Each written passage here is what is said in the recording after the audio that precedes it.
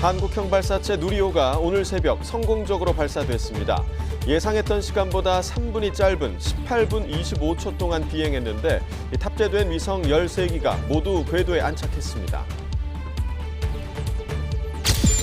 12.3 비상계엄 해제 표결을 방해한 혐의를 받는 국민의힘 추경호 전 원내대표에 대한 체포동의안 표결이 오늘 오후에 이루어집니다. 추 의원이 불체포 특권을 포기한다고 밝힌 가운데 과반 의석을 가진 민주당 주도로 가결될 걸로 보입니다. 한국은행 금융통화위원회가 올해 마지막 기준금리를 연 2.5%로 동결했습니다. 최근 1,470원대 중반까지 상승한 환율이 기준금리 동결의 배경이 됐습니다. 홍콩의 초고층 아파트에서 불이 나 최소 44명이 숨지고 300명 가까이 실종됐습니다. 위독한 부상자가 많아 사망자가 더 늘어날 걸로 보이는데 홍콩 경찰은 이번 화재와 관련해 건설회사 임원 등 3명을 체포했습니다.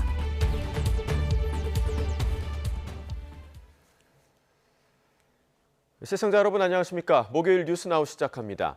오늘 국회 본회의에서는 12.3 비상계엄 선포 당시 계엄 해제 표결을 방해한 혐의를 받는 국민의힘 추경호 전 원내대표에 대한 체포동의안 표결이 이루어집니다. 여야 사이 팽팽한 긴장감 속 각종 비쟁점 법안 처리 문제까지 연동되면서 원내 지도부가 치열한 전략 싸움을 펼치고 있습니다. 취재기자 연결합니다. 임성재 기자. 네, 국회입니다. 네, 본회의 전인데요. 여야 움직임 전해주시죠. 오늘 오후 2시 국회 본회의가 열립니다. 지난해 12.3 비상계엄 선포 당시 국회 계엄 해제 표결을 방해한 혐의를 받는 국민의힘 추경호 전 원내대표에 대한 체포동의안 표결이 이뤄지는데요. 이미 추 전 원내대표가 불체포 특권 포기 의사를 밝힌 가운데 과반 의석을 점한 여권 주도로 체포안 자체는 넉넉히 가결될 것으로 보입니다. 국민의힘은 체포안 표결에 참여할지 고심 중인 가운데 장동혁 대표는 오늘 최고위원 회의에서 46년 전 국회의 김영삼 전 대통령 제명 때와 똑같은 나비 효과가 다시 일어날 거라고 민주당에 경고했습니다. 들어보겠습니다. 이것은 단순한 가결이 아니라 이재명 정권의 생명을 단축하는 정권 몰락의 트리거가 될 것입니다. 추 전 원내대표에 대한 체포안 이외에 다른 법안이 함께 상정될지도 관심입니다. 민주당은 특히 철강산업 지원을 위한 K스틸법 등 다수 비쟁점 법안들을 오늘 안에 처리하는 데 더욱 주안점을 두는 모습입니다. 한정혜 정책위의장은 정책조정회의에서 지역의사법이나 소상공인법을 비롯한 시급한 민생 법안이 산적해 있다며 국민의힘의 적극적인 협조를 당부했습니다. 들어보겠습니다. 국민의힘이 지금 이러한 민생 법안을 대상으로 필리버스터를 검토하고 있다고 합니다. 민생보다 앞서는 것은 없습니다. 여당 내에선 법안 처리를 미룰 경우 다음 달 2일 예산안 처리 법정 시한을 맞추는데 차질이 생길 거라는 우려도 나오고 있습니다. 반대로 국민의힘은 추 전 원내대표 체포동의안 표결 외 법안 처리는 다음 달 초에 하자며 여당 주도의 법안 처리 하나하나에 필리버스터를 거는 방안도 거론되고 있습니다. 야당 원내 핵심 관계자는 당 소속 전직 원내대표에 대한 체포안이 가결되는 날인데 이후 앞에 앉아서 이 법안을 처리하는 모습이 어떻겠느냐며 입장 바꿔 생각해달라고 민주당에 촉구했습니다. 이를 논의하기 위해 조금 전 오전 11시부터 우원식 국회의장 주재로 여야 원내대표단이 회동하고 있는데요. 김병희 원내대표는 모두 발언에서 오늘 상정될 안건들은 여야가 공감해온 비쟁점 법안이라며 국민의힘은 스스로 민생 패기 정당이라는 평가를 듣지 않길 바란다고 강조했습니다. 반면 송원석 원내대표는 오늘 상정될 안건은 추 전 원내대표 체포안 등을 제외하면 합의에 이르지 못했다면서 여당 일방적으로 처리하는 건 수기의 전당인 국회 정신에 맞지 않는다고 맞받았습니다. 송 원내대표가 회동 초반 사진 촬영에 응하지 않아 우 의장이 직접 일으켜 세웠을 정도로 신경전이 뜨겁습니다. 네, 그리고 대장동 사건 항소 포기를 둘러싼 국정조사도 이번 원내 지도부 회동의 주요 안건이라고요? 네, 주요 안건이지만 국정조사가 극적 타결될 가능성은 작아 보입니다. 서로를 탓하며 책임을 미루는 모습인데요. 어제 국민의힘은 나경원 의원의 법사위 간사 선임, 독단적 법사위 운영 중단, 증인 참고인 여야 합의 진행 등 이 세 가지 전제 조건을 내걸며 기존에 민주당이 주장해온 국회 법사위 차원의 국조를 수용하겠다고 밝혔는데요. 송원석 원내대표는 오늘 최고위에서도 이 진상규명이 가장 중요한 만큼 양보할 건 양보하겠다며 민주당은 즉각 협상에 나오라고 거듭 촉구했습니다. 민주당은 이 같은 국민의힘의 요구 자체를 이 판을 깨고 책임을 미루려는 의도로 보고 있습니다. 여당 핵심 관계자는 YTN과 통화에서 이 국민의힘이 나의원 간사 선임 문제 등 이 타협이 안 될 문제를 카드로 꺼내고 있다고 비판했습니다. 아울러 당 내부적으로는 지난주 여당 소속 법사위원들이 이른바 항명 검사장들을 고발하면서 이 국조 진행 자체에 김이 빠졌다는 기류도 읽히는데요. 공교롭게도 패스트트랙 충돌 사건과 관련해 국민의힘 전현직 인사들이 벌금형을 선고받은 1심에 대한 항소 기한이 오늘로 다가오면서 묘한 긴장감도 감돌고 있습니다. 지금까지 국회에서 YTN 임성재입니다. 윤석열 전 대통령 내란 혐의 재판 선고가 이르면 내년 2월에 나올 예정인 가운데 오늘 재판에는 여인영 전 방첩사령관이 증인으로 나왔습니다. 최상병 특검은 이종섭 전 장관의 호주 대사 임명 의혹과 관련해서 윤 전 대통령 등 6명을 범인 도피 혐의로 기소했습니다. 취재기자 연결합니다. 우정훈 기자. 네, 내란 특검입니다. 네, 지금 윤 전 대통령 재판이 진행되고 있는 거죠? 네, 그렇습니다. 지금 법정에서는 지난 공판에 이어 여인영 전 방첩사령관에 대한 증인 신문이 진행 중입니다. 지금은 변호인들이 계엄 선포 당시 선관위 등의 병력을 보낸 경위를 묻고 있는데 주요 인사 체포조 운영 의혹이 오늘 재판의 쟁점이 될 거로 보입니다. 오후에는 김봉식 전 서울경찰청장에 대한 증인 신문도 예정이 돼 있습니다. 내란 혐의 재판장인 지규현 부장판사는 어제 열린 공판 준비 기일에서 내년 1월 초 변론을 종결하겠다고 밝혀 이르면 2월 1심 선고가 나올 전망입니다.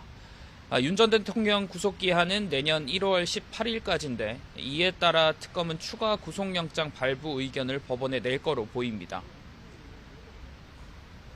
네, 그리고 김건희 씨와 박성재 전 장관이 함께 연루된 사건의 수사 범위를 놓고 내란 특검 그리고 김건희 특검이 조율 중이라고요. 네, 그렇습니다. 내란 특검은 김 씨와 박 전 장관이 주고받은 메시지를 토대로 도이치모터스 주가 조작 의혹 등 수사와 관련해 부정한 청탁이 있었는지 수사 중입니다. 다만 내란 특검은 박 전 장관에게 적용될 수 있는 혐의와 윤 전 대통령의 계엄 선포 배경에 배우자의 사법 리스크가 있었는지를 보는 만큼 김 씨 행위에 대한 위법성 여부는 김건희 특검에서 가려야 하는 상황입니다. 이에 따라 두 특검은 특검보 간 소통 채널을 만들고 자료 협조를 위한 협의를 진행 중입니다. 이후엔 김건희 특검이 압수수색 영장을 발부받아 내란 특검을 상대로 자료 협조를 위한 영장 집행에 나설 것으로 보입니다. 김건희 특검도 내란 특검에 관련 수사에 대한 의지를 피력한 거로 전해집니다. 네, 그리고 최상병 특검은 호주 대사 임명 의혹 수사 결과를 발표했죠. 네, 최상병 특검은 범인 도피 혐의로 윤석열 전 대통령과 박성재, 심우정 전 법무부 장차관, 조태용 전 국가안보실장 등 6명을 불구속 기소했습니다. 의혹의 골자는 최상병 순직 사건으로 공수처 수사를 받던 이 전 장관을 도피시키려 대통령실이 호주 대사 임명에 관여한 게 아니냐는 것이었습니다. 특검은 윤 전 대통령이 경로 전화를 받은 이 전 장관이 수사를 받으면 자신도 수사를 받을 걸 우려해 호주 대사 임명을 지시했다고 판단했습니다. 이후 지시에 따라 외교부와 대통령실은 사실상 이 전 장관의 대사 임명을 결정한 채 자격과 인사검증을 허술하게 했다고 봤습니다. 또 법무부는 공수처 반대에도 이 전 장관의 출국 금지를 해제해 도피를 도운 것으로 확인됐다고 밝혔습니다. 최상병 특검의 수사는 내일로 끝나는데 이에 맞춰 결과를 이명현 특검이 발표할 전망입니다. 지금까지 내란 특검에서 YTN 우종훈입니다. 특검에서 수사를 받던 양평군 공무원이 사망한 사건과 관련해 오늘 특검이 감찰 결과를 발표합니다. 공흥지구 개발 특혜 의혹을 받는 김건희 씨 오빠 김진우 씨는 오늘 아내와 함께 특검에 출석합니다. 취재기자 연결하겠습니다. 안동준 기자. 네, 김건희 특검 사무실입니다. 네, 오늘 양평 공무원 관련 감찰 결과가 발표되죠? 네, 특검은 오늘 오후 양평 공무원 사망 사건과 관련한 특검의 내부 감찰 결과를 발표할 예정입니다. 특검이 해당 사안을 정식 감찰로 전환한다고 밝힌 지 한 달여 만에 결과가 공개되는 건데요. 앞서 특검은 지난 10월 2일 공흥지구 특혜 의혹과 관련해 양평군 공무원 정모 씨를 조사했습니다. 8일 뒤 정 씨는 숨진 채 발견됐는데 정 씨가 특검 수사를 받은 뒤 메모 형태로 적은 문서가 공개되며 강압수사 논란이 일었습니다. 특검은 강압수사가 없었다고 밝혔지만 논란이 커지자 별도 팀을 꾸려 정식 감찰에 나섰습니다. 네, 김건희 특검의 오늘 소환조사 내용도 전해주시죠. 네, 특검은 오늘 오전 김건희 씨 오빠 김진우 씨와 아내 노모 씨를 소환했습니다. 이들은 증거인멸 경위 등을 묻는 취재진 질문에 아무 답변을 하지 않았습니다. 특가법상 국고손실 혐의 피의자 신분인 김진우 씨는 법원에서 영장이 기각된 이후 첫 조사를 받게 됩니다. 아내 노모 씨는 김진우 씨가 받는 증거인멸과 교사 혐의에 대한 참고인 신분인데요. 특검은 오늘 조사를 통해 김진우 씨에 대한 혐의를 보강한 뒤 영장 재청구를 검토할 전망입니다. 오늘 특검에는 이른바 집사 게이트에 연루된 IMS 모빌리티 조영탁 대표가 출석했습니다. 34일간 도주했던 도이치모터스 주가 조작 공범 이모 씨도 오늘 특검에 구속 이후 두 번째로 소환됐습니다. 지금까지 김건희 특검 사무실에서 YTN 안동준입니다. 홍콩의 고층 아파트 단지에서 큰 불이 나 40여 명이 숨지고 300명 가까이 실종됐습니다. 불길이 완전히 잡히지 않아 인명피해가 계속 늘 걸로 우려됐는데요. 홍콩 경찰은 이번 화재와 관련해 남성 3명을 체포해 조사하고 있습니다. 신호 기자가 보도합니다. 30층 넘는 고층 아파트 단지에서 불기둥이 치솟습니다. 전체 8개 동 가운데 7개 동에 차례로 불이 옮겨 붙었습니다. 홍콩 북부 타이퍼 구역의 아파트 단지가 거대한 화염에 휩싸인 것은 어제 오후 2시 50분쯤이었습니다. 跟住走落街睇話，原來第5台燒得好犀利，即刻翻屋企執嘢咯。跟住就走落街到而家啦，都成3個幾鐘頭都有㗎啦。 밤새도록 불길이 잡히지 않았고 인명피해 규모도 급격하게 커졌습니다. 소방관을 포함해 사망자가 수십 명에 이르고 병원에서 치료받고 있는 주민도 많은 데다 특히 300명 가까운 실종자가 보고됐습니다. 首先嘅工作，最首要嘅工作就係撲滅咗今次嘅火災，同埋救援被困嘅居民。 헬기 등을 통한 화재 진압이 원활하지 않아 초기에 30층 넘는 고층 불길을 잡지 못했습니다.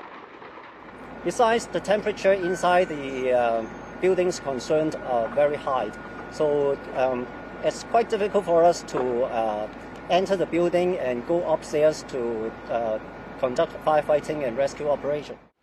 이 아파트 단지는 2,000세대 규모로 4,800여 명이 거주하는 것으로 알려졌습니다.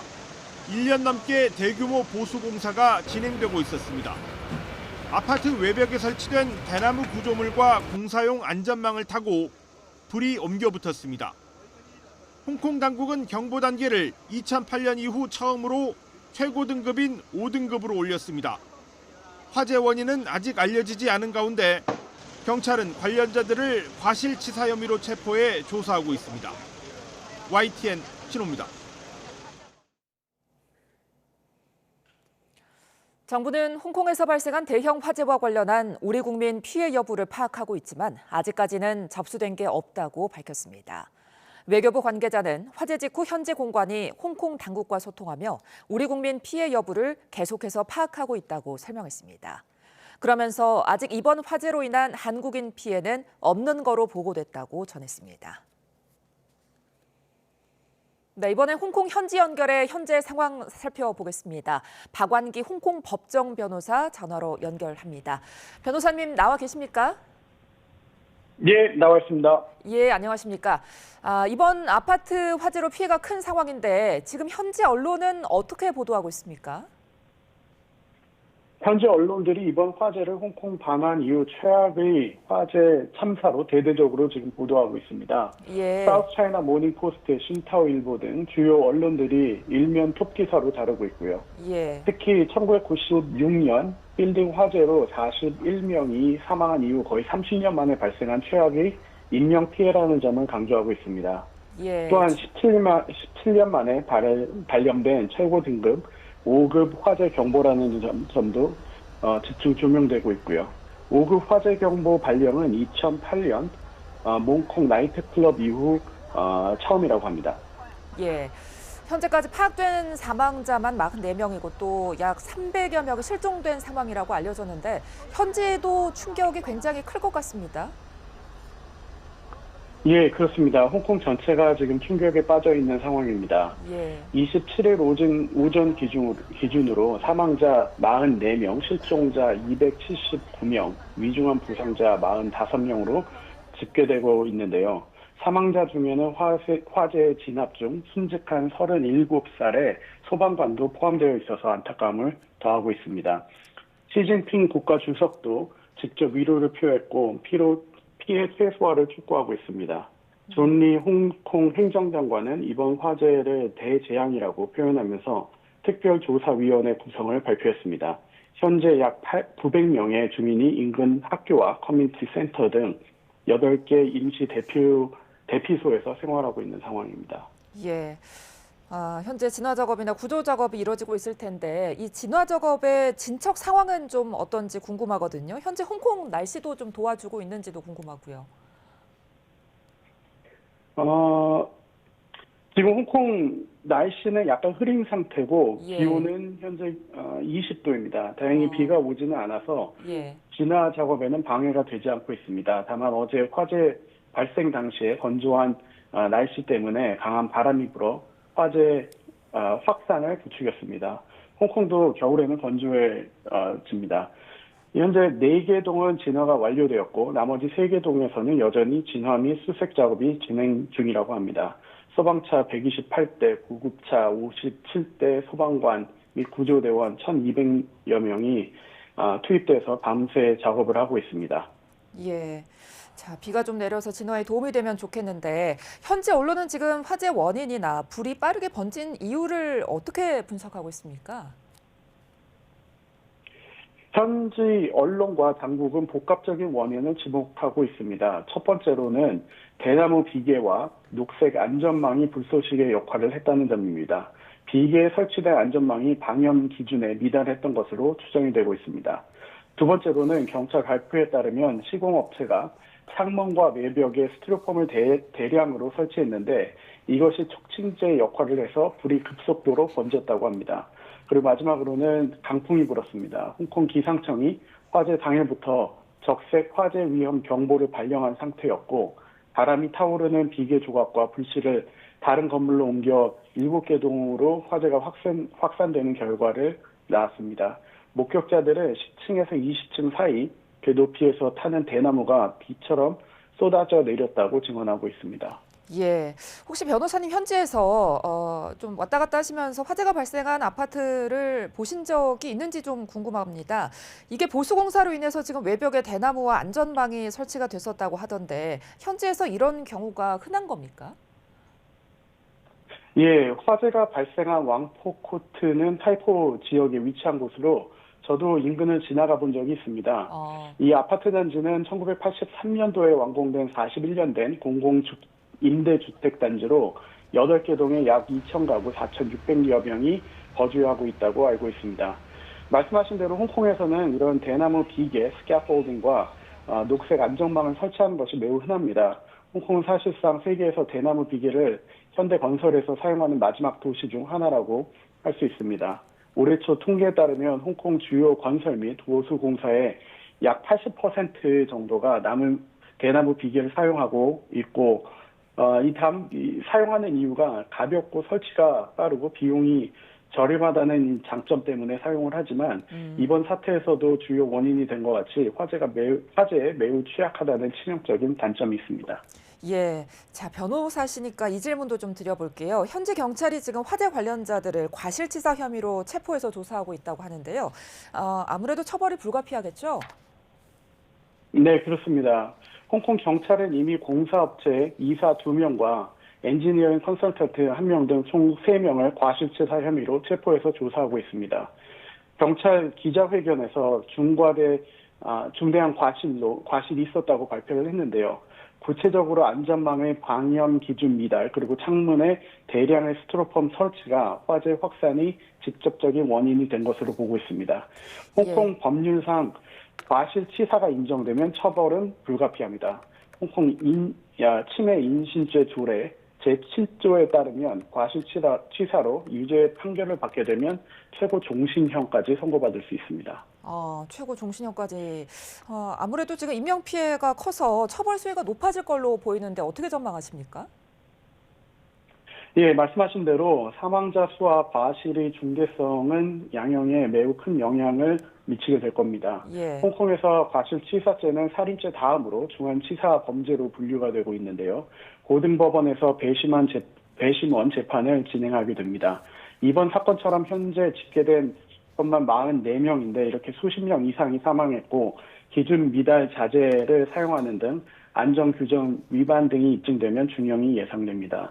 참고로 홍콩에서는 2024년도에 방화로 인한 과실치사 사건에서 15년형이 선고된 사례가 있습니다. 이번 사건은 그보다 피해 규모가 훨씬 크기 때문에 더 무거운 처벌이 내려지지 않을까 그렇게 예상이 됩니다.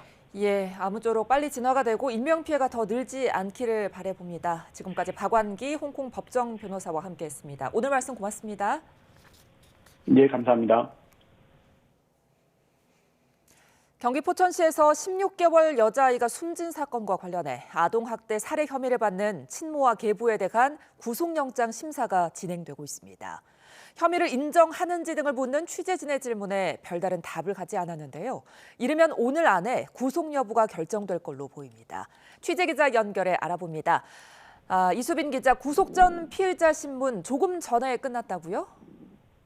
네, 의정부지방법원은 오늘 오전 10시 반부터 1시간 정도 동안 20대 친모와 30대 계부에 대한 구속 전 피의자 신문을 진행했습니다. 두 사람은 서로 다른 호송차를 타고 법원에 도착했는데 마스크와 모자로 얼굴을 가리고 고개를 푹 숙인 채 건물로 들어갔습니다. 혐의를 인정하는지 등 취재진 질문에는 아무 답도 하지 않았습니다. 직접 들어보겠습니다. 계획적으로 보내신 건가요? 아기가 사망할 거라 생각 못 하셨어요? 계획적으로 보내신 건가요? 혐의 인정하십니까? 왜 죽이신 거죠? 두 사람은 지난 23일 경기 포천시에 있는 빌라에서 자신들이 키우던 16개월 여자아이를 학대해 숨지게 한 혐의를 받고 있습니다. 경찰은 부검 구두소견 등을 바탕으로 이들에 대해 아동학대 살해 혐의를 적용했고 어젯밤 구속영장을 신청했습니다. 네, 신병이 확보되면 이후에 경찰 수사는 어떻게 진행됩니까? 아이의 정확한 사망 경위와 함께 이 과정에서 학대가 있었는지를 밝히는 게 경찰 수사의 관건일 것으로 보입니다. 앞서 아이가 심정지 상태로 옮겨진 병원에서는 신체에서 아동학대가 의심되는 흔적을 발견해 경찰에 신고했습니다. 여기에 국립과학수사연구원 감식에서는 외상성 쇼크가 사망 원인이라는 구두소견이 나왔습니다. 외부에서 가해진 물리적 힘에 의해 숨진 것으로 보인다는 의미인데 경찰은 이를 바탕으로 아동학대 가능성에 무게를 두고 있습니다. 또 다른 가족 등 평소 아이를 관찰할 수 있었던 주변 인물에 대한 참고인 조사도 이뤄진 것으로 파악됐습니다. 경찰은 이를 바탕으로 혐의가 입증됐다고 판단하고 구속영장을 신청했는데요. 두 사람은 앞선 경찰 조사에서 학대는 없었고 아이 몸에 난 상처는 키우는 개에게 긁힌 자국이라고 주장한 것으로 전해졌습니다. 이르면 오늘 밤 영장심사 결과가 나올 전망인데 경찰이 신병 확보를 통해 수사에 속도를 낼 수 있을지 주목됩니다. 지금까지 사회부에서 YTN 이수빈입니다. 총 1,050원어치의 과자 2개를 먹었다가 벌금형이 선고된 이른바 초코파이 절도 사건의 항소심 결과가 조금 전 나왔습니다. 1심은 유죄였는데 항소심은 무죄였습니다. 취재기자 연결해 자세히 알아봅니다. 김민성 기자, 재판부가 무죄 판단을 내렸군요. 예, 전주지방법원은 절도 혐의로 기소된 피고인에게 벌금 5만 원을 선고한 원심을 깨고 무죄를 선고했습니다. 재판부는 피고인이 현실적인 승낙을 얻어 냉장고 안 과자를 꺼내간 건 아니더라도 피고인에게 피해자 의사에 반해 초코파이를 꺼내간다는 범행 의사가 있었다고 단정하기 어렵다고 판시했습니다. 피고인은 전북 완주군 한 물류회사의 하청 보안업체 소속 직원입니다. 그리고 문제의 과자들은 물류회사 탁송기사들을 위해 물류회사의 사무직원들이 준비해두는 간식입니다. 다시 말해 하청업체 직원이 원청 소속 기사들을 위한 과자를 과연 꺼내 먹어도 되느냐가 사건의 쟁점이었는데요. 한 탁송기사는 법원에 나와 탁송기사나 사무직원들이 새벽마다 일찍 사무실 문을 열어주는 보안업체 직원들에게 고마움의 표시로 과자를 가져다 먹으라고 했다는 이야기를 들은 적이 있다고 증언했습니다. 수사 단계에서 제출된 피고인의 동료 직원 39명의 진술서도 무죄의 근거로 제시됐습니다. 동료들은 착송기사들이 배고프면 간식을 가져다 먹으라 한 적이 있다. 이 사건이 불거지기 전까지 과자를 먹고 문제된 적도 없다고 입을 모았습니다. 재판부는 동료들이 피고인과 마찬가지로 절도 혐의로 조사받을 위험을 무릅쓰고 진술서를 제출한 점을 비춰보면 신빙성을 쉽게 배척할 수 없다고 판단했습니다. 사실 이 남성은 지난 2019년 클럽에서 휴대전화를 훔쳤을 때도 선고유예로 선처를 받았고 또 만취 상태에서 경찰 승합차를 자기 차로 착각해 운전했다가 벌금 500만 원을 내는 등 동종 전력이 있어 선처가 쉽지 않을 거란 관측도 있었습니다. 법원은 그러나 이런 과거의 잘못과는 별개로 이번 초코파이 사건에서만큼은 남의 것을 훔치려는 의사가 없다고 판단한 것으로 보입니다. 앞서 전주지검도 사건을 둘러싼 파장이 커지자 검찰시민위원회에 사건을 회부했고 그 결과에 따라 재판부에 선고유예를 구형한 바 있습니다. 피고인은 무죄 선고가 나온 뒤 자신을 비롯한 동료 직원들의 명예를 회복할 수 있게 돼 다행스럽고 감사하다고 밝혔습니다.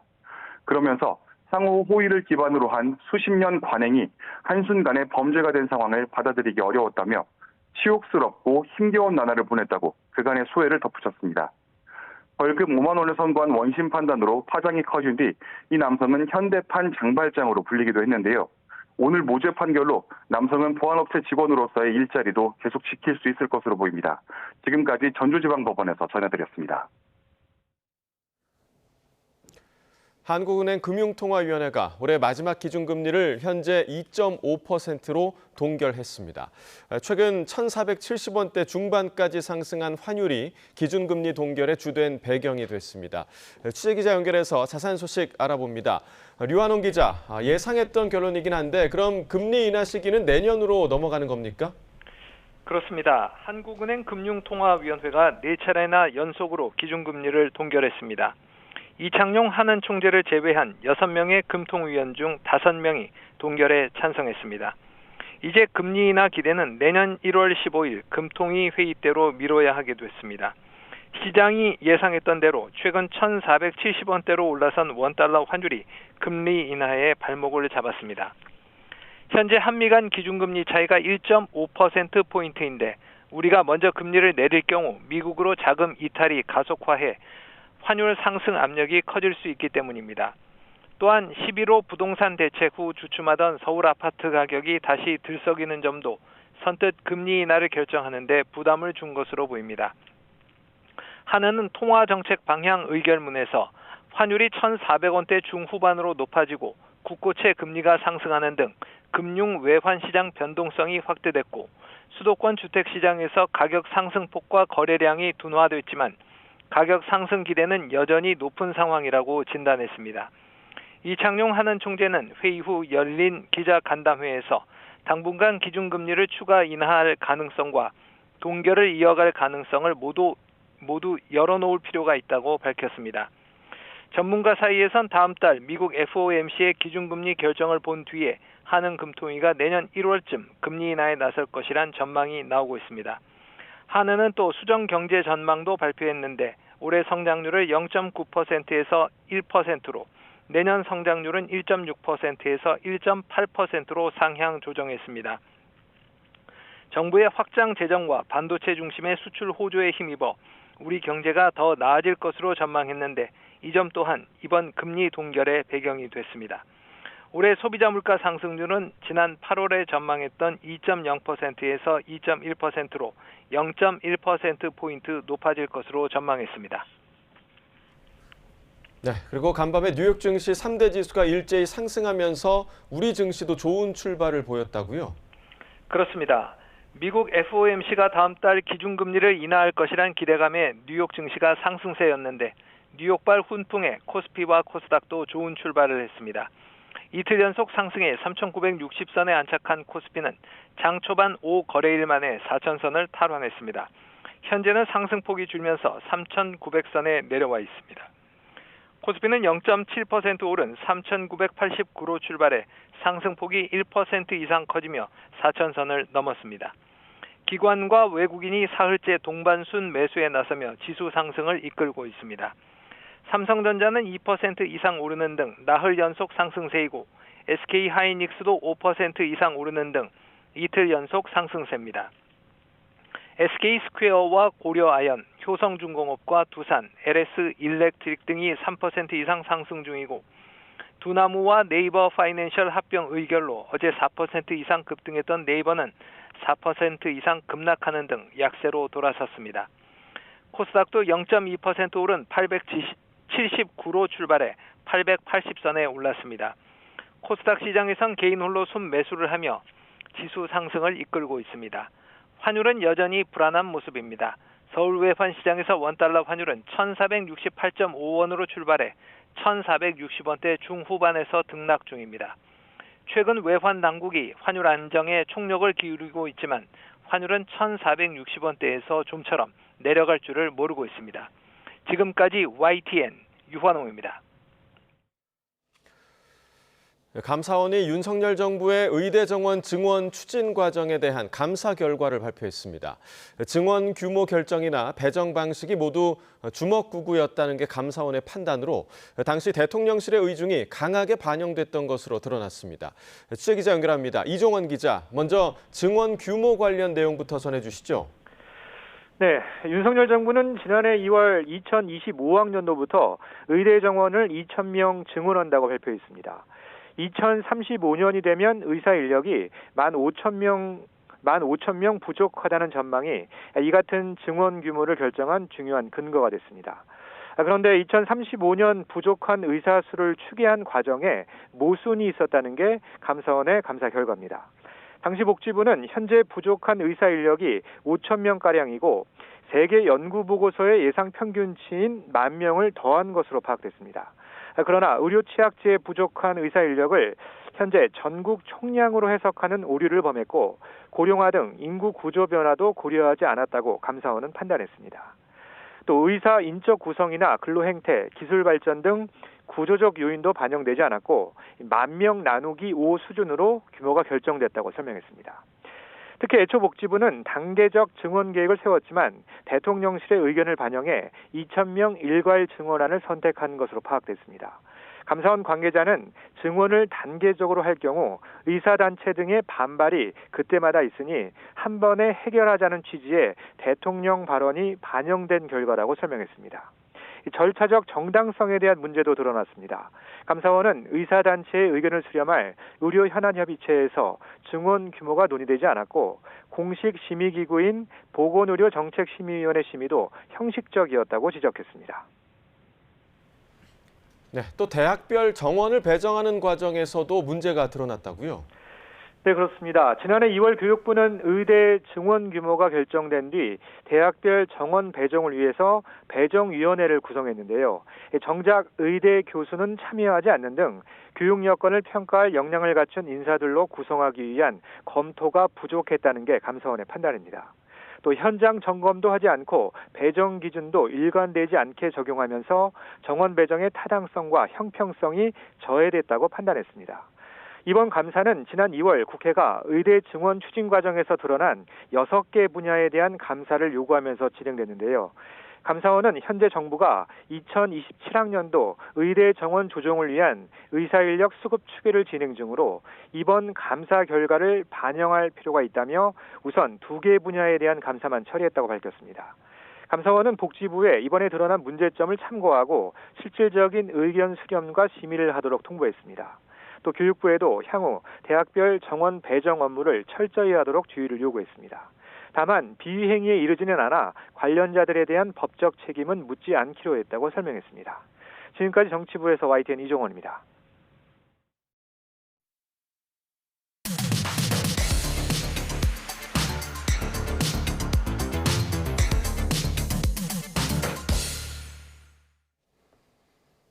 각이 살아있는 정치평론 시사정각 시작합니다. 오늘은 여야 중진 의원 두 분과 함께하겠습니다.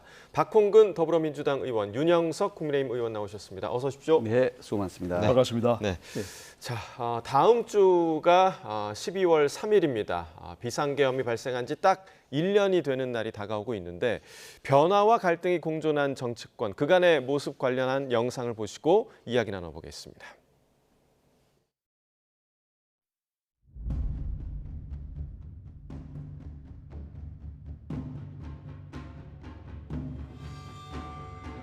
비상계엄에 찬성하거나 비상계엄을 도우려 한 일은 결단코 없습니다.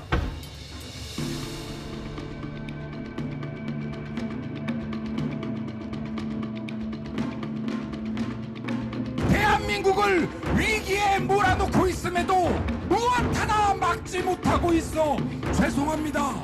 이 정도 사과하면 되겠습니까? 이거 왜 사과할 거 있습니까? 이들을 활용하는 정치는 저는 극단적인 정치인이라고 생각합니다. 그 현장들을 함께 설명도 하고 보고 기억하고 하는 행사죠. 저희가 시민사회랑 같이 이제 행사를 할 그런 계획이 있고.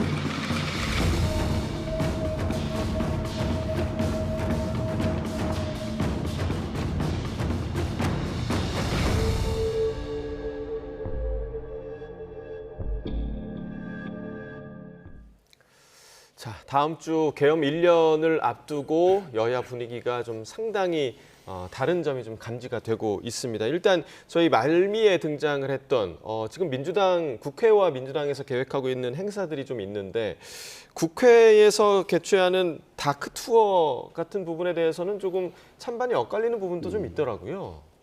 이제 다크 투어라는 게 그런 좀 안 좋은 역사의 그 현장을 장소를 방문해서 성찰하고 기억하자 이런 취지 아닙니까? 그렇습니다.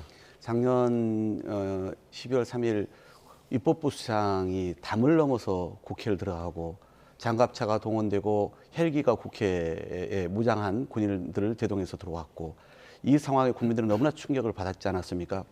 이걸 기억을 살리자는 것이 아니라 결코 잊어서는 안 되는 것입니다. 그런 차원에서 국회의장께서 그런 기획을 하는 것으로 알고 있고 마침 시민단체가 광화문이 아닌 국회 앞에서 1주년 행사를 하는 모양입니다. 그래서 이것은 단순히 우리가 다시 어떤 정치적인 어떤 의도로 기억을 되살리자는 취지가 아니라 국회가 나서서 위법적인 내란 계엄을 막았고 국민이 함께해서 민주주의를 살린 거 아니겠습니까? 그러니 이건 세계적으로도 매우 높게 평가를 받는 가치가 있는 것이죠. 제가 국회의장께도 국제 심포지엄도 하시라. 그리고 그 시간 10시 반을 기해서 여러 가지 상징적 행사도 하셔가지고 우리가 역사책뿐만 아니라 국민이 앞으로도 두고두고 다시는 이런 역사적 불행한 사태가 발생하지 않도록 우리가 되새겨야 된다. 이런 취지에서 저도 제안 드렸는데 그런 일환의 행사가 진행되는 것으로 알고 있습니다. 자, 잊어서는 안 된다는 취지로 여러 행사들이 지금 계획이 돼 있다라고 얘기를 해주셨는데 국민의힘에서는 또 어떻게 바라보고 있을지가 궁금합니다. 지난 1년 동안에 참 계엄과 또 탄핵이라고 하는 이런 국가적인 참 불행한 사태죠. 정말 많은 국민들이 또 걱정하시고 고통받고 있고 참 어려운 그런 상황인데 저는 이 우원식 국회의장이 마치 이런 사태를 즐기듯이 지금 무슨 투어를 하겠다고 하는 것은 그야말로 정치적인 이벤트에 불과하고 우원식 국회의장이 국회 예산 4억 원씩을 들여가지고 자기 정치를 하는 것밖에 안 된다. 그리고 지금 지난 1년간의 어떤 사태에 대한 계엄과 탄핵에 대해서 지금 많은 재판들이 지금 진행이 되고 있습니다. 역사적 평가도 아직 나오지 않은 상태이고요. 그래서 그러한 것을 우리가 시간을 두고 이런 것을 지켜보고 나서 이제 이런 것을 하더라도 해야 되는데 너무 성급하게 경솔하게 우원식 국회의장이 행동하는 것이 아닌가. 저는 하나의 정치적인 쇼고 우원식의 자기 정치다 이렇게밖에 볼 수 없습니다. 그게 어떻게 개인의 정치겠습니까? 이건 입법부가 당시에 제대로 역할을 안 했으면 대한민국이 지금 얼마나 깊은 수렁에 빠져 있겠습니까? 근데 그것을 막아낸 것을 우원식 의장 개인의 일도 아니었고 같은 입법부의 구성원들로서 한 거거든요. 정당한 평가가 꼭 필요할 때다 생각이 들고 그러니까 지금 다양한 지금 영화도 만들고 있고 다양한 그런 회에 석학을 불러가지고 토론회도 하겠다는 거 아니겠습니까? 그러니까 우리가 그것을 부끄러워할 일이 아니고요. 이거는 오히려 세계에다가 그리고 우리 국민들에게 더 정확하게 이 사실에 대한 역사적 교훈과 평가를 알리는 게 우리의 책무다 이렇게 이해해 주시는 게 좋겠다 봅니다. 예. 자, 그리고 이제 오늘 오후에 국회에서 본회의가 예정돼 있지 않겠습니까? 오늘 본회의에서는 추경호 당시, 그러니까 비상계엄 당시의 원내대표죠. 추경호 의원에 대한 체포동의안 표결도 이루어질 예정입니다. 일단은 지금 보니까 본회의를 앞두고 우원식 국회의장과 양당의 원내대표가 회동을 가졌고 지금 회동은 일단 마무리가 된 것 같습니다. 앞으로 어떤 발표가 있을지는 모르겠는데 일단 오늘 그 추의원에 대한 체포동의안 표결은 통과될 거라는 예상이 지배적이더라고요. 네, 그렇습니다. 예. 물론 동료 의원으로서는 안타까운 일이긴 합니다만은 책임을 물을 수밖에 없습니다. 당시 이 내란 계엄을 막을 수 있는 가장 실질적 권한을 행사할 수 있었던 사람들은 둘이라 생각합니다. 행정부에서는 국무총리 한덕수, 예. 그리고 국회에서는 한동훈 당시 당대표하고는 사이가 너무 좋지 않았죠. 그러니 또 국회의원도 아니었고요. 결국은 내란 계엄을 바로 끝낼 수 있는 것은 국회의 권한이고 그리고 추경호 당시 원내대표가 모를 리 없습니다. 그러면 빨리 국회 본회의에서 그리고 국회의장이 이미 소집 통보를 했기 때문에 들어와서 신속하게 의결하면 다 모든 것이 마무리될 수 있는 일이었거든요. 예. 그러면 본인이 대통령과 2번이나 통화를 하는데 무엇을 했습니까? 오히려 그때는 내 직을 걸고 내 목숨을 걸고라서도 이건 수용하지 못하겠다. 나는 국회에 들어가서 당당하게 헌법을 지키고 민주주의를 지키겠다. 이렇게 얘기했으면 될 일이에요. 그런데 계속 시간을 끌고 국회와 당사를 오가면서 의원총회를 하면서 정작 의원들은 못 들어오게 결과적으로 되지 않았습니까? 예. 그러니 여기 대해서는 역사적인 것뿐만 아니라 정치적 그리고 법적 책임을 피할 수가 없는 상황이겠죠. 오늘 의원들께서 거기에 대한 평가를 할 수밖에 없는 시간이라고 봅니다. 예, 잠시만요. 자, 지금 국회 화면을 라이브로 좀 보도록 하겠습니다. 2+2 회동 결과에 대해서 우리 언론들에게 말씀을 드리겠습니다. 먼저 법사위 국조에 대해서는 오늘 5시까지 여당에서 입장을 정리해서 야당에게 통보해 주기로 이렇게 정리가 됐습니다. 그리고 오늘 추경호 체포 동의안의 부분에 있어서도 오늘 처리하는 것으로 이렇게 정리가 됐습니다. 네. 오늘 27일 본회의에서 사실은 그동안 그 민생법안 처리된 상임위에서 법사위에서 처리된 민생법안을 다 처리하려고 이렇게 약속은 했지만 국민의힘 당내 사정 때문에 7개 법안 처리하고 나머지 법안들은 12월 2일 날 예산안과 함께 처리하기로 이렇게 합의를 했습니다. 됐습니까? 뭐 특별한 내용이 없는데 그거는 뭐 좀 있으면 법안이 시급한 민생 법안입니다. 네. 철강법이라든가 부패재산몰수법, 또 해양수도 이전 기관에 관한 지원 및 지원에 관한 특별법. 뭐 구체적인 안은 저희가 정리됐기 때문에 조만간 기자분들에게 공지가 될 것 같습니다. 저도 내용을 다 확인을 못한 거라서. 전자금융거래법 일부 개정 법률안, 부산해양수도 이전기관 지원에 관한 특별법, 철강산업 경쟁력 강화 특별법, 전통시장 육성법, 농자재 지원법, 국민연금법, 이 7개 법안은 처리하고 추경호 추경호 의원 체포 동의안을 처리하기로 이렇게 했습니다.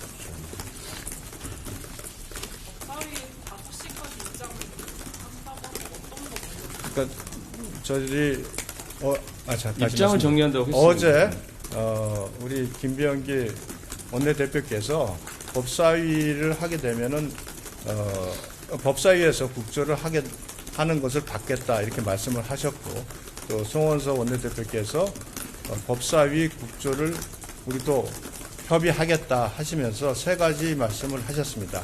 그동안 법사위에서 여러 가지 비정상적으로 운영되었던 이제 간사 선임 문제, 두 번째 일방적인 의사 진행으로 인한 발언권 박탈 문제, 그다음에 증인 채택의 문제, 이 세 가지 부분에 대해서 송원석 원내대표께서 말씀을 하셨고, 그와 관련돼서 그 입장을 정리해서 저희 민주당에서 저희 국민의힘에 통보를 해주겠다, 이렇게 지금 현재까지는 합의가 된 사안입니다. 그러니까 조건 제시가 없었다고 한다면 뭐 저희들이 일관되게 법사위에서 국정조사를 진행하겠다 이렇게 말씀을 드렸듯이 진행할 수 있었으나 세 가지 조건을 제시하셨기 때문에 그 조건에 대한 당내 논의도 좀 필요하고, 그래서 시간이 좀 필요하다, 이런 입장입니다, 저희가. 자, 일단 양당의 원내수석 부대표가 나와서 오늘 국회의장과의 회동에서 정리된 세 가지, 그러니까 크게 세 가지 내용을 지금 얘기를 했습니다. 그러니까 항소 포기와 관련한 국정조사와 관련해서 여당에서 오늘 오후에 입장을 정리해서 야당에 통보하기로 했다. 그리고 법사위의 차원의 국정조사를 열기로 한 건 양당이 지금 합의를 본 사안인 것 같고요. 그리고 추경호 의원의 체포동의안은 오늘 처리하기로 했다. 그리고 앞서 이제 민생법안 관련해서 뭐 야당에서 필리버스터를 진행할 것이다, 이런 얘기도 굉장히 좀 많았었는데 민생법안은 오늘 7개 법안을 처리하고 나머지 법안은 12월로 넘긴다. 이 내용이 지금 정리가 합의가 된 것으로 보입니다. 일단은 저희가 추경호 의원 체포동의안 얘기를 하고 있었는데 오늘 처리한다라고 합의를 하긴 했지만 국민의힘이 표결에 참여를 합니까?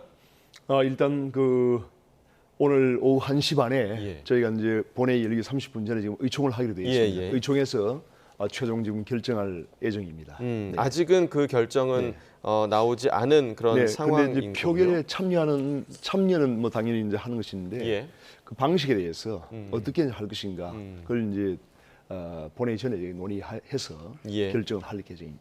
어찌됐든 뭐 지금 뭐 범여권이 다수이기 때문에 통과가 될 것으로 예상은 되고 있는데 이후에 구속 여부가 다퉈질 전망인데 향후 전망을 좀 어떻게 좀 하십니까? 저는 우리 추경호 전 원내대표는 무죄라고 생각합니다. 이거는 말이 안 되는 그 특검의 지금 구속영장 청구고요. 왜냐하면 이제 이게 사실 작년 12월 3일 날 그 계엄을 할 때 하기 전까지는 우리 국민의힘의 누구도 추경호 원내대표를 포함해서 누구도 그 사실을 몰랐습니다. 알지 못했다. 전혀 알지를 못했습니다. 정말 황당한 일이죠. 그래서 이제 그러한 사태가 벌어졌을 때 추경호 전 원내대표도 또 국민의힘 그 누구도 그 사실을 알지 못한 상황이었는데 갑자기 이제 추경호 원내대표가 대통령실 측으로부터 전화를 받고 이제 그런 사실을 인지하게 됐다는 거 아닙니까? 그래서 당초에 사실 이제 이러한 사태가 뉴스를 통해서 나왔을 때 우리가 전부 이제 우리 의원들이 다 대응을 해야 되기 때문에 추경호 당시 전 원내대표가 국회 본회의장 바로 앞에 있는 회의실로 전부 다 의총을 모이라 이렇게 문자를 돌렸습니다. 그런데 이제 그 당시에 저희들이 들어가려고 하니까 경찰이 전부 다 차단을 하고 있었거든요. 물론 이제 일부 담장을 넘어간 분들도 있었지만은 다 그렇게 할 수 없는 상황이었기 때문에 부득이하게 저희 국민의힘 당사로 그 의총장에 옮긴 겁니다. 옮겨서 다시 또 이제 본회의장 앞으로 이제 공지를 했는데 이런 일련의 사항들이 그 당시에 사전에 전혀 이런 것이 준비가 안 돼 있고 예고가 안 돼 있고 저희들이 몰랐던 상황이기 때문에 현장 상황에 저희가 제대로 대응하지 못하고 좀 우왕좌왕한 그런 부분이 지금 마치 어떤 공모를 하고 의도적으로 이것을 방해한 것처럼 하는 것은 저는 이 특검이 정말 이것은 어떤 정치 집단이지 이게 하나의 사법기관으로서 인정하기 저는 정말 어려운. 그래서 지금 추경호 전 원내대표는 참으로 억울할 겁니다. 억울하고 이런 것이 사법부에서도 충분히 받아들여질 거기 때문에 저는 구속 자체가 성립이 되지 않는다. 그렇게 생각하고 있습니다. 그런데 이렇게 좀 생각해 보세요.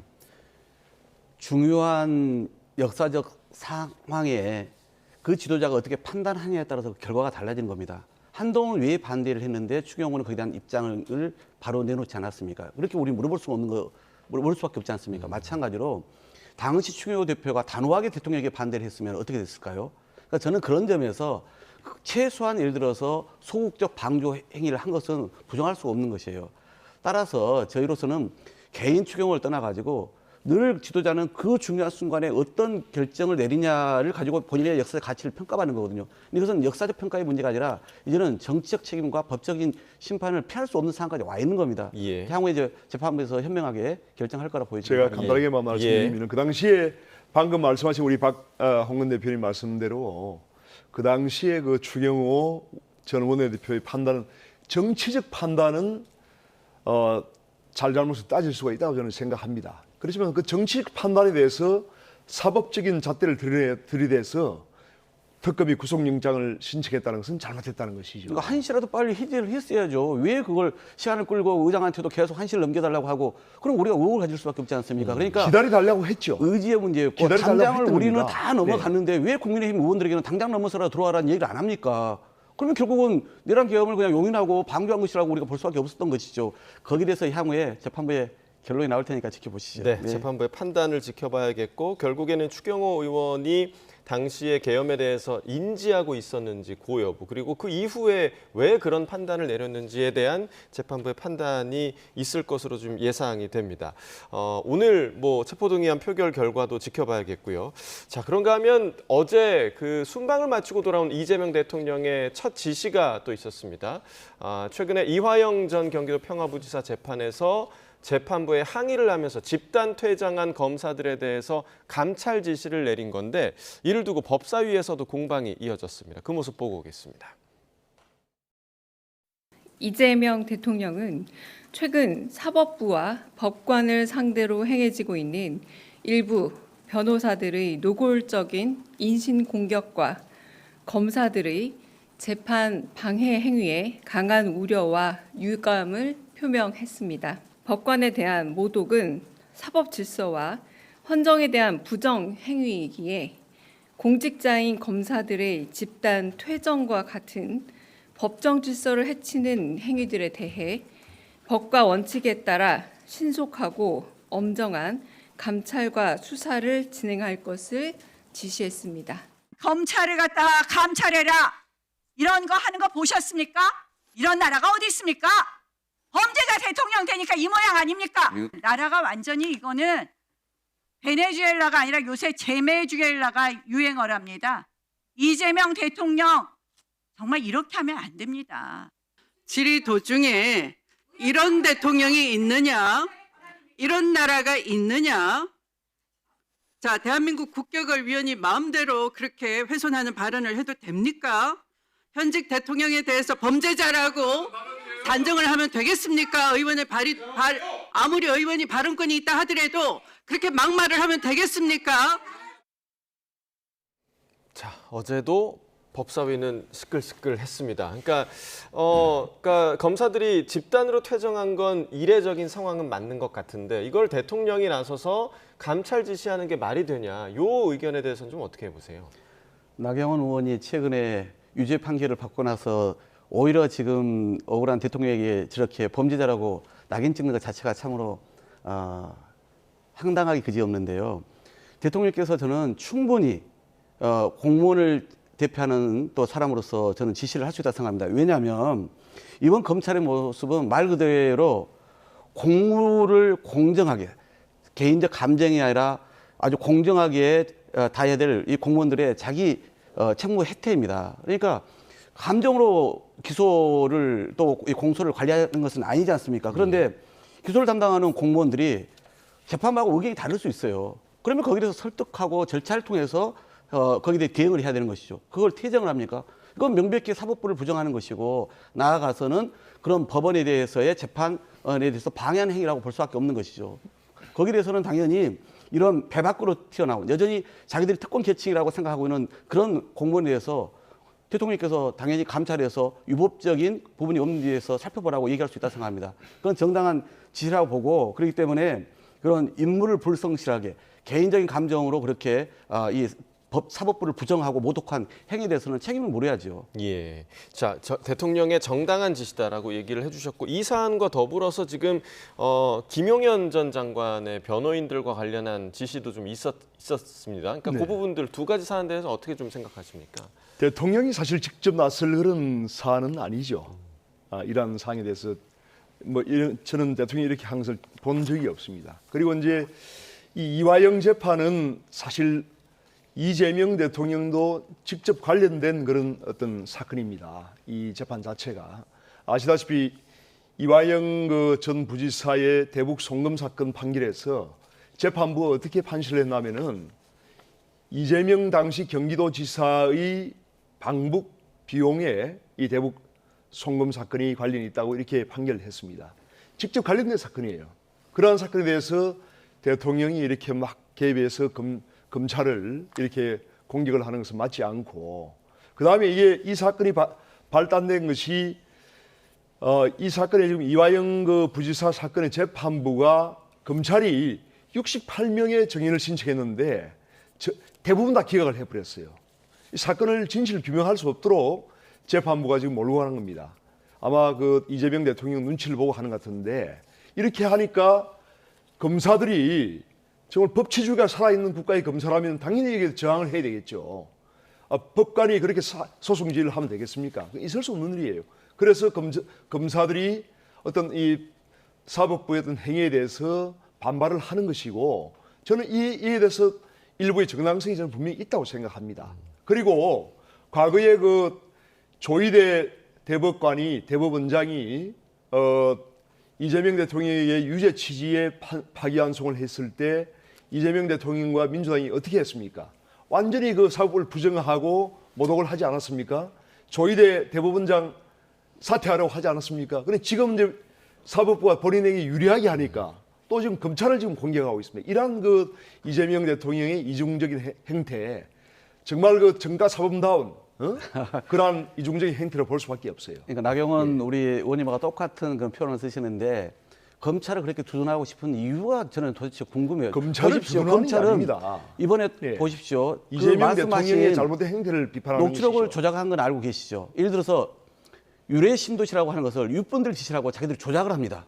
이렇게 버젓이 검찰이 공정한 이 수사와 기소는커녕 이렇게까지 그동안 해왔어요. 그런데 책임을 물어야 되는데 이번에 재판도 마찬가지입니다. 그러면 자기들이 제대로 구형을 하지 못하고 재판부보다 오히려 더 낮게 구형한 자기 무능을 돌아보지 않고 이렇게 자기들 마음에 안 든다고 법정에서 뛰쳐나옵니까? 그게 대한민국 검찰입니까? 옷을 벗어야죠. 더 강한 책임을 물어야죠. 그래야 우리 국민들이 무섭고 헌법 질서를 지키는 검찰로서의 자기 모습을 보여주는 것입니다. 그래서 저는 이런 점에 대해서는 엄벌해야 된다. 백벌 이렇게 분명하게 책임 물어야 된다라고 생각을 합니다. 네, 자, 이 사안 또한 이제 두 분의 의견이 첨예하게 좀 갈리는 부분이 확실한 것 같고요. 요 얘기 잠깐 좀 해보겠습니다. 어제 한덕수 전 총리에 대한 검찰 특검의 구형이 있었는데 일단 15년 구형이 있었습니다. 이 구형량에 대해서 좀 어떻게 생각하시는지, 그리고 아무래도 이번 내란 재판의 첫 구형이다 보니까 향후 다른 재판에 좀 어떤 영향을 끼칠 것인가에 대한 관심이 집중됐단 말이죠. 어떻게 좀 전망하세요?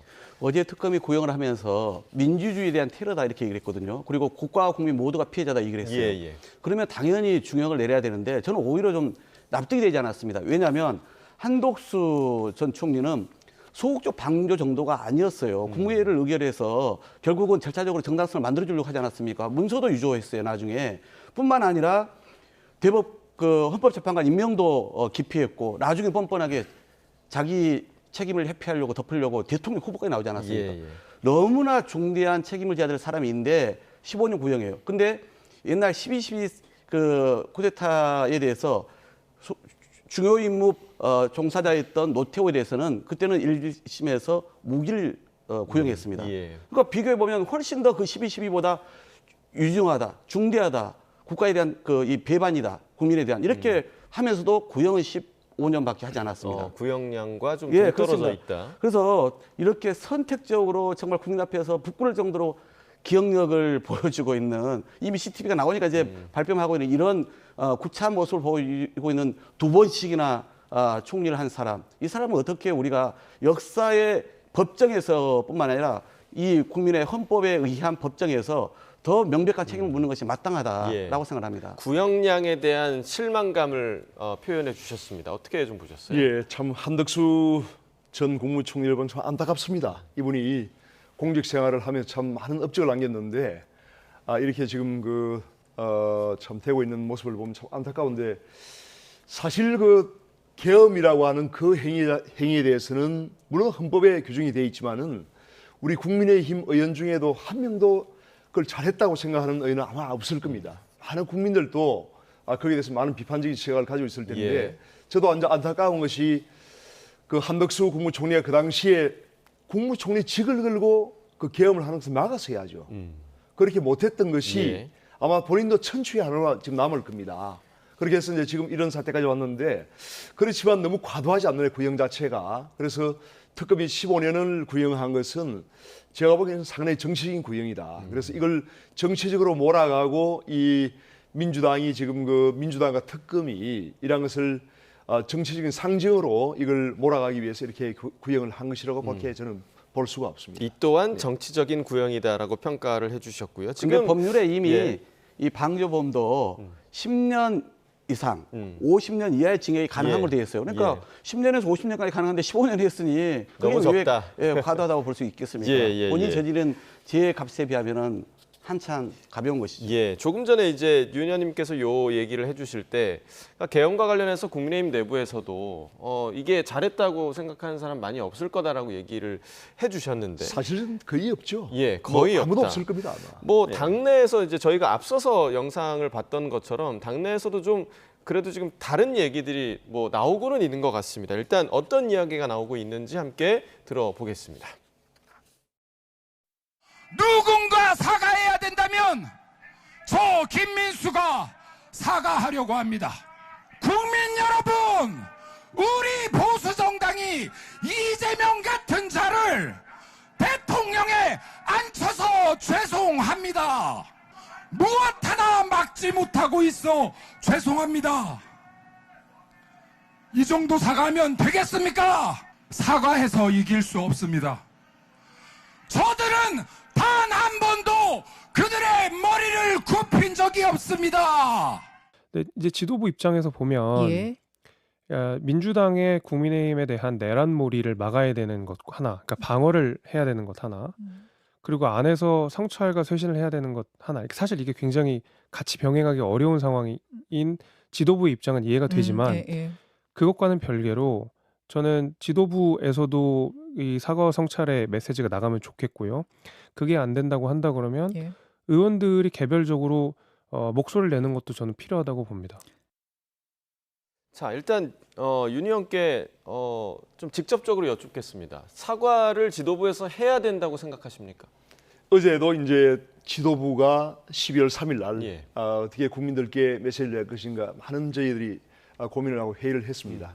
그런데 이제 저희가 지금 현재까지는 당내 다양한 의견들이 있습니다. 사과를 해야 된다, 사과를 또 할 필요가 없다, 다양한 목소리가 있습니다. 그런데 이제 중요한 것은 당은 하나가 돼야 됩니다. 그래서 당 지도부도 일방적으로 결정을 하지 말고 당내 의원들과 또 당원들, 국민들의 목소리를 충분히 경청을 하고 수렴을 해서 결정을 해야 된다. 그런 저희 어제 회의에서 그런 결론이 나왔고, 저는 어떤 형태로든지 입장 표명은 당 지도부가 필요하다 이렇게 생각하고 있습니다. 그럼 아까 거의 대부분이 계엄에 대해서 잘했다고 생각하는 사람 많이 없다고 얘기를 하셨는데 그분들이 사과의 표명과는 직결되는 부분은 아닙니까? 그건 당연히 직결되는 것이 아니죠. 왜냐하면은 저희 국민의힘이 계엄을 하는 행위 과정에 사전에 모의를 했다든지 공모를 했다든지 손톱만큼이라도 그런 게 있다면은 당연히 저희는 사과를 해야 되겠죠. 그런 게 없다는 거죠. 전혀 없지 않습니까? 근데 의원님 없습니다. 전혀 없고. 공당이 잠시만요. 전혀 없는데 민주당이 마치 이것을 국민의힘이 계엄을 사전 모의해서 내란을 획책한 것처럼 지금 몰아가고 있는 거예요. 몰아가고 있기 때문에 그런 프레임을 지금 몰아가고 있는 겁니다. 그런 부분에 대해서 당 지도부도 저런 민주당의 행위가 상당히 프레임이기 때문에 잘못하면은 그런 민주당의 프레임에 말려들어서 어떤 그 결과가 좋지 않을까봐 지금 신중하게 판단을 하고 있는 겁니다. 예, 자 시간이 많지 않아서 짧게 듣겠습니다. 네네. 저는 여전히 정말 국민의힘이 집단 체면에 걸려 있는 것 같습니다. 우선은 저런 내란 대통령을 탄생시킨 가오, 그리고 그 정부의 가오, 그러니까 무능과 이 폭정을 막지 못한 거, 그 다음에 내란 계엄이 있을 때 이걸 신속하게 해제하지 못한 거, 그리고 그 이후에 1년이 지났는데도 불구하고 진정성 있는 반성을 하지 않는 것, 이게 다 국민들이 지금 지적하고 있는 거잖아요. 왜 이런 데 길을 열지 않습니까?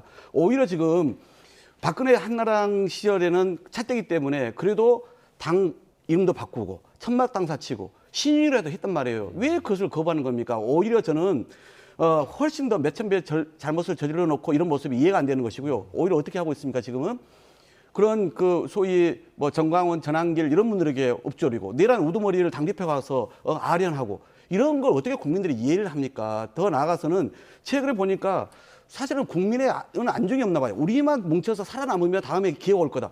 표만 계속 계산하고 있는 거예요. 이러니 국민의힘이 앞으로 살 길이 안 보인다는 겁니다. 그래서 제가 위원정당으로 심판하고 청구하자 이렇게 얘기를 하고 있는 거거든요. 그러니까 저는 지금은 중진들부터 초선들에게 맡기지 말고 좀 상식적으로 국민의 보통의 생각이 어떤 데 있는지를 좀 알고 거기에 맞춰서 메시지를 내고 정말 석고대지를 해도 지금은 이미 늦었다. 진정성 없다. 이렇게 보거든요. 그래서 그런 부분을 당내에서 목소리를 내는 분들이 많이 필요하다고 생각합니다. 예. 제가 이제 한 가지 말씀드리고 싶은 건 이제 저도 우리 박홍근 의원님 말씀에 동감합니다. 동감하고 우리가 정말 그 국민 전체의 목소리를 들어야 되는데 지금 민주당이 너무 과도하게 이걸 정치로 몰아가고 내란몰이를 하고 있기 때문에 그에 대한 반작용을 저희가 말씀을 드리는 것이고 좀 더 그렇게 차분하게 사법부의 그런 것을 지켜보면서 해야 되고 민주당이 예를 들면 지금 뭐 내란 재판부를 만들겠다 너무 과도하지 않습니까? 그러한 것을 저희가 반대를 하는 겁니다.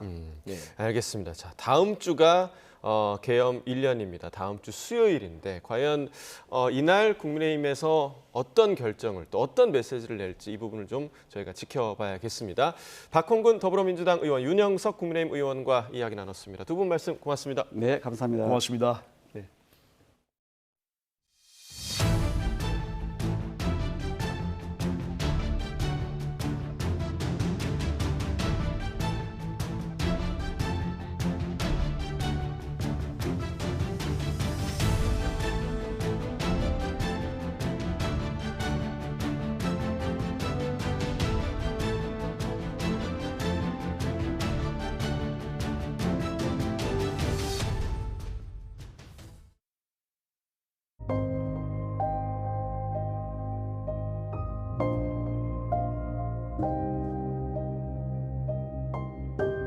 선생님, 사랑합니다.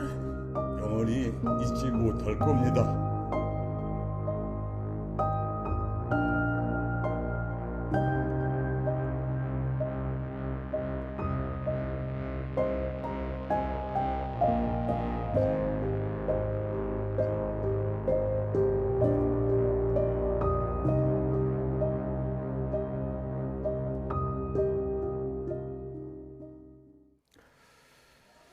국민 배우 고 이순재 씨의 연결식이 오늘 아침 서울 아산병원 장례식장에서 열렸습니다. 배우 하지원과 김영철 등 후배들은 추도사를 통해 연기와 인생의 큰 스승을 잃었다고 고인을 추모했습니다. 이광현 기자가 보도합니다. 인자한 미소를 짓고 있는 고인의 영정사진 옆으로 금관 문화훈장이 놓여 있습니다. 1시간 반가량 열린 연결식에는 평소 고인을 따랐던 최수종과 유동근 배우 등 대중문화계 종사자 120여 명이 자리했습니다. 많은 분야에서 우리들의 모범, 방송 연기의 역사 또한 연기의 역사를 써내려가셨습니다.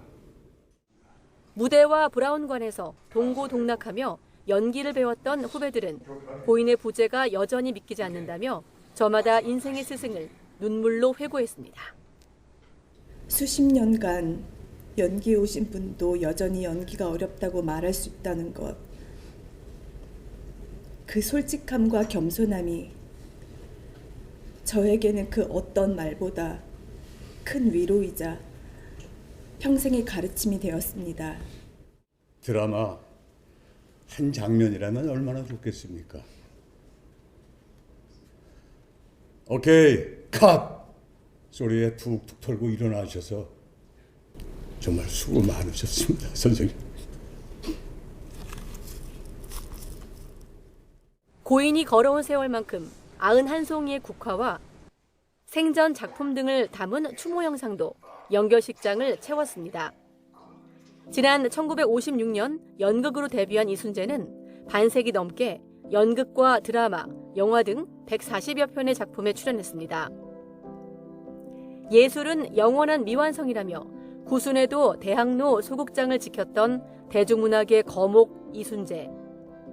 시대의 어른을 잃은 대중의 추모 물결 속에 경기도 이천 에덴 낙원에서 영면에 들었습니다. YTN 이광현입니다. 경찰청은 캄보디아에 거점을 두고 연예빙자 사기를 벌인 한국인 조직원과 영화나 드라마 등을 15,000여 건 넘게 무단으로 게시한 촉책 등을 오늘 베트남에서 강제 송환했습니다. 로맨스 스캠 조직원인 30대 A씨는 지난해부터 캄보디아 바벳을 거점으로 조직원 65명과 함께 피해자 192명을 상대로 46억 원을 가로챈 혐의를 받습니다. 주로 SNS를 통해 여성인 척 접근해 상품 투자 등을 유도했는데 최근 캄보디아 내 단속이 강화되자 지난 10월 베트남으로 밀입국했다가 검거됐습니다. 제주 우도에서 14명의 사상자를 낸 승합차 돌진 사고 운전자에 대해 경찰에 구속영장을 신청했지만 검찰이 받아들이지 않았습니다. 제주 동부경찰서는 피의자가 도주할 우려가 없고 압수물의 종합적인 분석 결과가 필요하다는 검찰의 보완 수사 요구에 따라 구속영장이 법원에 청구되지 않았다고 밝혔습니다. 경찰은 차량 결함 여부 등 압수물에 대한 정밀 분석 결과가 나오면 구속영장을 다시 신청할 예정이라고 설명했습니다. 경기 수원 권선경찰서는 아파트 지하 주차장에 있던 차량에 불을 지른 혐의로 20대 남성 A씨를 체포했습니다. 오늘 새벽 6시 45분쯤 경기 수원시 권선구 고색동에 있는 아파트 지하 주차장에 있던 승용차에서 불이 났습니다. 소방이 1시간 20여 분 만에 불을 모두 껐고 다친 사람은 없는 거로 전해졌습니다. A씨는 현장에 출동한 경찰에게 만취 상태로 불을 지른 차량은 어머니 소유의 차량이라고 말한 거로 전해졌습니다. 경찰은 A씨가 라이터 등을 이용해 불을 낸 거로 추정하고 정확한 사건 경위를 조사하고 있습니다. 올해 주택분 종합부동산세 대상자가 지난해보다 8만 명, 세액은 1,000억 원 증가한 거로 나타났습니다. 집값 급등세가 반영되면서 서울 강남권 아파트의 종부세 부담이 크게 뛴 거로 분석되는데요. 오인석 기자가 전해드립니다. 기획재정부는 올해 주택분 종합부동산세 과세 인원은 54만 명, 고지세액은 1조 7천억 원으로 집계됐다고 발표했습니다. 주택 신규 공급과 공동주택 공시가격 상승으로 올해 주택분 종부세 과세 인원은 지난해보다 8만 명, 고지세액은 1,000억 원 증가했습니다. 올해 전국 공동주택 공시가격은 3.65%, 서울은 7.86% 상승했습니다. 1세대 1주택자 종부세 대상자는 2만 3천 명, 세액은 511억 원 증가했습니다. 다주택자는 5만 7천 명, 세액은 1,384억 원 늘었습니다. 개인 1인당 종부세 평균 세액은 160만 6천 원으로 15만 3천 원 증가했습니다.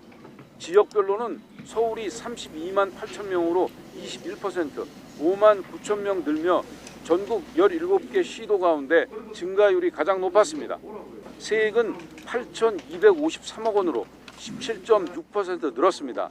특히 고가 아파트가 많은 강남권의 증가세가 두드러졌습니다.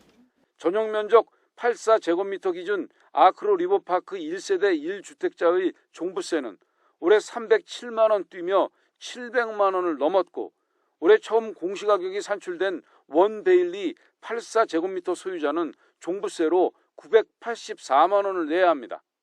세무업계 관계자는 올해 일부 아파트가 최고가를 경신하면서 내년에는 올해보다 공시가격 상승률이 더 높아질 것으로 보인다며 내년 세 부담은 더 늘어날 것이라고 말했습니다. 주택과 토지를 합한 전체 종합부동산세 고지 인원은 63만 명으로 고지세액은 5조 3천억 원으로 집계됐습니다.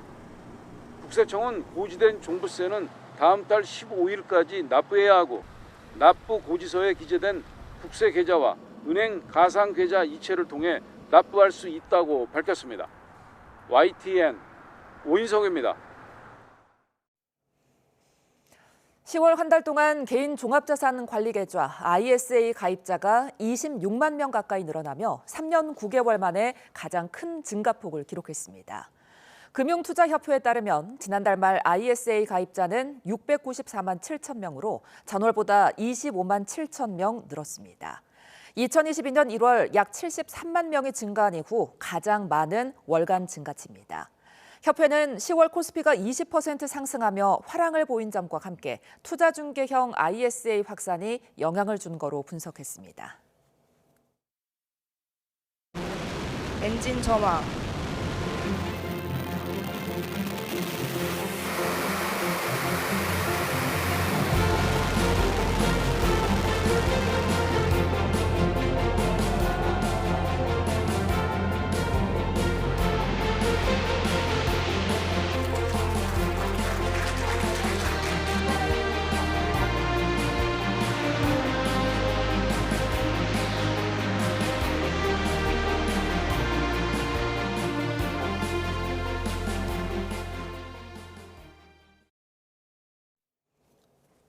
네, 4차 발사에 성공한 누리호에 실려 우주로 올라간 주 탑재 위성, 차세대 중형위성 3호가 수차례 추가 교신에 성공했습니다. 우주항공청은 차세대 중형위성 3호가 목표 궤도에 성공적으로 안착한 뒤 새벽 1시 55분 남극 세종기지 지상국과 처음 교신한 데 이어 새벽 2시 48분 대전 항공우주연구원 지상국 안테나로 추가 교신에 성공하는 등 현재까지 모두 12차례 양방향 교신을 수행했다고 밝혔습니다. 차종 3호는 앞으로 1년 동안 지구를 하루에 15바퀴 돌면서 우주 플라즈마 자기장 특정, 줄기세포 3차원 분화 배양 검증 등 여러 우주 과학 임무를 하게 됩니다. 누리호가 4번째 발사에 성공하며 13개의 탑재 위성도 지구 밖 제궤도에 무사히 안착했습니다. 우주항공청은 1년에 한 번 이상 누리호를 발사하는 게 목표라고 밝히며 차세대 발사체 개발에 대한 관심도 모아지고 있는데요. 과학로켓 발사체부터 나로호, 누리호 발사체 개발 단장까지 한국의 모든 우주 발사체 개발에 참여하며 발사체의 산 증인으로 불리는 조광래 전 한국항공우주연구원장과 함께 관련 이야기 나눠봅니다. 안녕하십니까? 안녕하세요. 예, 자 민간 기업이 제작을 주도한 누리호 이제 네. 4차 발사를 무사히 마쳤습니다. 네네. 저도 오늘 이제 새벽에 보면서 굉장히 벅차 올랐는데 네. 지난 발사와 좀 다른 점은 어떤 게 있을까요? 지금 말씀하신 대로 지난번까지는 정부와 항공우주연구원이 좀 역할이 매우 컸다고 하면은 예. 이번에는 참여 기업들의 역할이 많이 컸고 특히 체계종합 기업 이런 예. 부분에서의 역할이 컸다. 그래서 이제 우리 흔히 말하는 그 올드 스페이스라는 것에서 예. 뉴 스페이스로 옮겨가는 그런 전환점이 아니냐 이렇게 예. 생각할 수 있겠습니다. 지금 이제 구체적으로 보면은 발사 비행 시간이 애초 계획보다 3분 늦춰졌다고 단축이 짧아졌죠? 됐다고 네네네. 예, 하더라고요. 네, 이게 짧아졌죠. 비행 시간이 단축이 된 거면 성능이 향상됐다 이렇게도 볼 수 있는 겁니까? 그렇게 볼 수 있습니다. 예를 들어서 이제 어떤 목적을 달성하기 위해서 예. 다시 말씀드려서 인공위성을 궤도에 넣기 위해서 1단의 추력, 2단의 추력, 3단의 추력이 얼마만큼 필요하다는 게 나오지 않겠습니까? 예. 근데 그게 이제 정해진 시간에 그것을 우리가 얻을 거라고 생각했는데 그거보다 짧은 시간에 얻었으니까 성능이 좋아졌다라고 그렇게 해석할 수 있습니다. 그러니까 당초의 예측은 조금 보수적으로 했나 보죠? 보통은 보수적으로 좀 하죠. 왜냐하면은 그 대기 상태라든지 이런 것이 불확실한 부분이 많이 있기 때문에. 예. 자, 이제 누리호 4차에 탑재된 13기의 위성에 대한 관심도 높습니다. 이게 3차 발사 때보다 위성들이 많이 탑재가 된 거잖아요. 네, 그렇죠. 예. 네. 이제 위성의 개수나 이런 것이 뭐 큰 그 이벤트적으로 그러니까 어떤 의미가 있다 이렇게 말씀드리기는 좀 그렇고요. 필요에 따라서 예. 하는데 지금 추세가 예. 많은 분들이 위성을 올리고 싶어 하죠. 그러니까 이제 나도 만들어서 한번 올려서 실험을 예. 해보고 싶다고 하니까 자꾸 이제 소위 말해서 수요가 예. 늘어나다 보니까 예. 그렇게 됐다고 보시면 되겠습니다. 그렇게 되면서 이제 설계도 좀 수정이 된 거겠죠? 그렇죠. 예를 들어서 이제 인공위성을 실어 날리기 위해서는 그냥은 안 되니까 예. 인공위성을 어떻게 잘 그 화물칸에 잘 적재하고 갈 것이냐 하는 것에 따라서 그런 설계 변경이 좀 있죠. 그러나 예. 그거는 노즈 페어링이라고 하는 그 안에서 이루어지는 일이기 때문에 예. 발사체의 어떤 설계 변경과 직접적인 관계가 있는 건 아닙니다. 이 13개의 위성들이 각각의 이제 목표를 가지고 있을 텐데 이걸 좀 설명을 해주실까요? 그게 너무 많아서 예. 하나하나 설명하기는 좀 어렵고요. 예. 기본적으로 13개의 위성은 실용적인 위성이라기보다는 예. 우주 과학을 위한, 그다음에 우주 과학의 기반을 구축하기 위한, 예. 뭐 이런 또 실용급의 위성으로 가기 위한 기초 기술을 확인하기 위한 그런 위성으로 이해를 하시면 좋을 것 같습니다. 그럼 원장님이 가장 주목해서 보고 있는 위성은 어떤 게 있습니까? 그거 뭐 특별히 제가 여기서 말씀드리면은 또 그렇습니까? 예. 예, 그럼 다음 질문 드릴게요. 이제 누리호를 1년에 한 번 이상 발사하는 게 목표라고 하던데 이제 2027년까지는 2번의 비행을 남겨두고 있습니다. 그렇습니다. 각각 어떤 임무들이 남아 있는 건가요? 아마 이제 정부에서 결국은 이제 결정을 해야 될 겁니다. 예. 근데 이제 앞으로 남은 것들은 소위 말하는 그 위성군, 위성을 여러 개를 올려서 어떤 그 목적을 달성하기 위한 예. 그러한 것으로 가지 않을까 그렇게 지금 보고 있습니다. 네, 그러니까 이번에 이제 다른 때와 다르게 밤에 좀 발사된 게 좀 차이점이 있었잖아요. 이렇게 되면 좀 더 신경 쓴 부분도 좀 달라졌겠죠? 발사체 자체로는 뭐 크게 신경 쓸 건 없고요. 예. 작업하시는 분들이 이제 아무래도 밤에 해야 되니까 예. 그러한 그 어려움이 좀 있죠. 예, 그리고 이제 우리나라 차세대 발사체 개발 이야기도 좀 진행을 해보겠습니다. 네. 차세대 발사체 개발은 어디까지 왔다고 볼 수 있을까요? 좀 안타까운데요. 지금 그렇게 많이 진도가 나가지를 못했어요. 그래서 이제 여러 가지 이유가 있겠습니다만은 한 2년 반여 정도를 2년 반 정도를 크게 진도가 못 나가고 있습니다. 그래서 이번에 지난 25일 날 국가우주위원회에서 예. 계획을 조금 수정하는 것으로 일단 했기 때문에 예. 그러한 계획을 가지고 네. 새로운 그 실행 계획을 좀 짜야 본격적으로 내년부터는 좀 진행되지 않을까 그렇게 생각을 하고 있습니다. 그러니까 다른 선진국들과 비교를 해봤을 때는 우리가 어느 정도 수준까지 왔다고 볼 수 있을까요? 뭐 세계 7대 강국, 그다음에 목표는 5대 강국 뭐 이런 예. 얘기들을 하는데 전체적으로 놓고 보면은 우리가 조금 앞서 있다라고 얘기할 수 있죠. 평균적으로. 예. 그러나 우주 발사체 기술이라든지 우주 기술을 가지고 있는 나라들로 볼 때는 저희들이 그렇게 우수하다고 볼 수는 없습니다. 그래서 저희들이 더 많은 노력이 필요합니다. 예. 자, 그리고 이제 발사 비용을 줄이는 것도 좀 시급한 문제로 꼽히고 그렇습니다. 있는 것 같은데 어떻게 재사용 발사체 기술을 확보하는 것도 좀 중요하겠죠? 재사용 발사체는 방향은 맞다고 봅니다. 저도. 예. 근데 이제 재사용 발사체로 하는 것이 반드시 가격이 싸다 이렇게 단정적으로 얘기하기는 어렵습니다. 현재 우리의 입장에서. 예. 물론 이제 같은 것을 계속 반복 발사하면은 가격이 낮아질 요인이 있습니다만은 또 재사용을 하기 위해서 부과돼야 되는 또 비용이 들어가야 되는 부분도 있기 때문에 우리의 기술 수준이 향상되면은 좀 달라지겠습니다만은 우리들이 그것을 풀어야 되는 숙제가 아닌가 그렇게 생각합니다. 지금 이제 달 착륙선 개발 사업도 진행을 하고 있다는데 이 부분에 있어서 가장 큰 어려움은 어떤 게 있을까요? 이제 저희들이 달의 환경에 대해서 그렇게 많이 그 시험하거나 하지 않았잖아요. 그렇죠. 그러니까 이제 달까지 우선 가는 것도 큰 문제고 발사체로. 그다음에 이제 착륙을 시키려고 그러면은 그게 이제 달 궤도 주위를 돌면서 이제 아주 안전하게 착륙을 해야 되지 않습니까? 그러니까 그런 부분에 대한 것이 저희들이 기초 연구나 또는 실증 연구가 좀 부족한 편이거든요. 그래서 그런 부분 등을 저희들이 이제 극복해야 되는 그런 문제가 있습니다. 그러니까 말씀해 주신 부분을 극복하려면 우리가 어떤 부분에 좀 더 힘을 써야 될까요? 뭐 항상 저희들이 이제 우주 기술 얘기할 때 본질은 기술이다.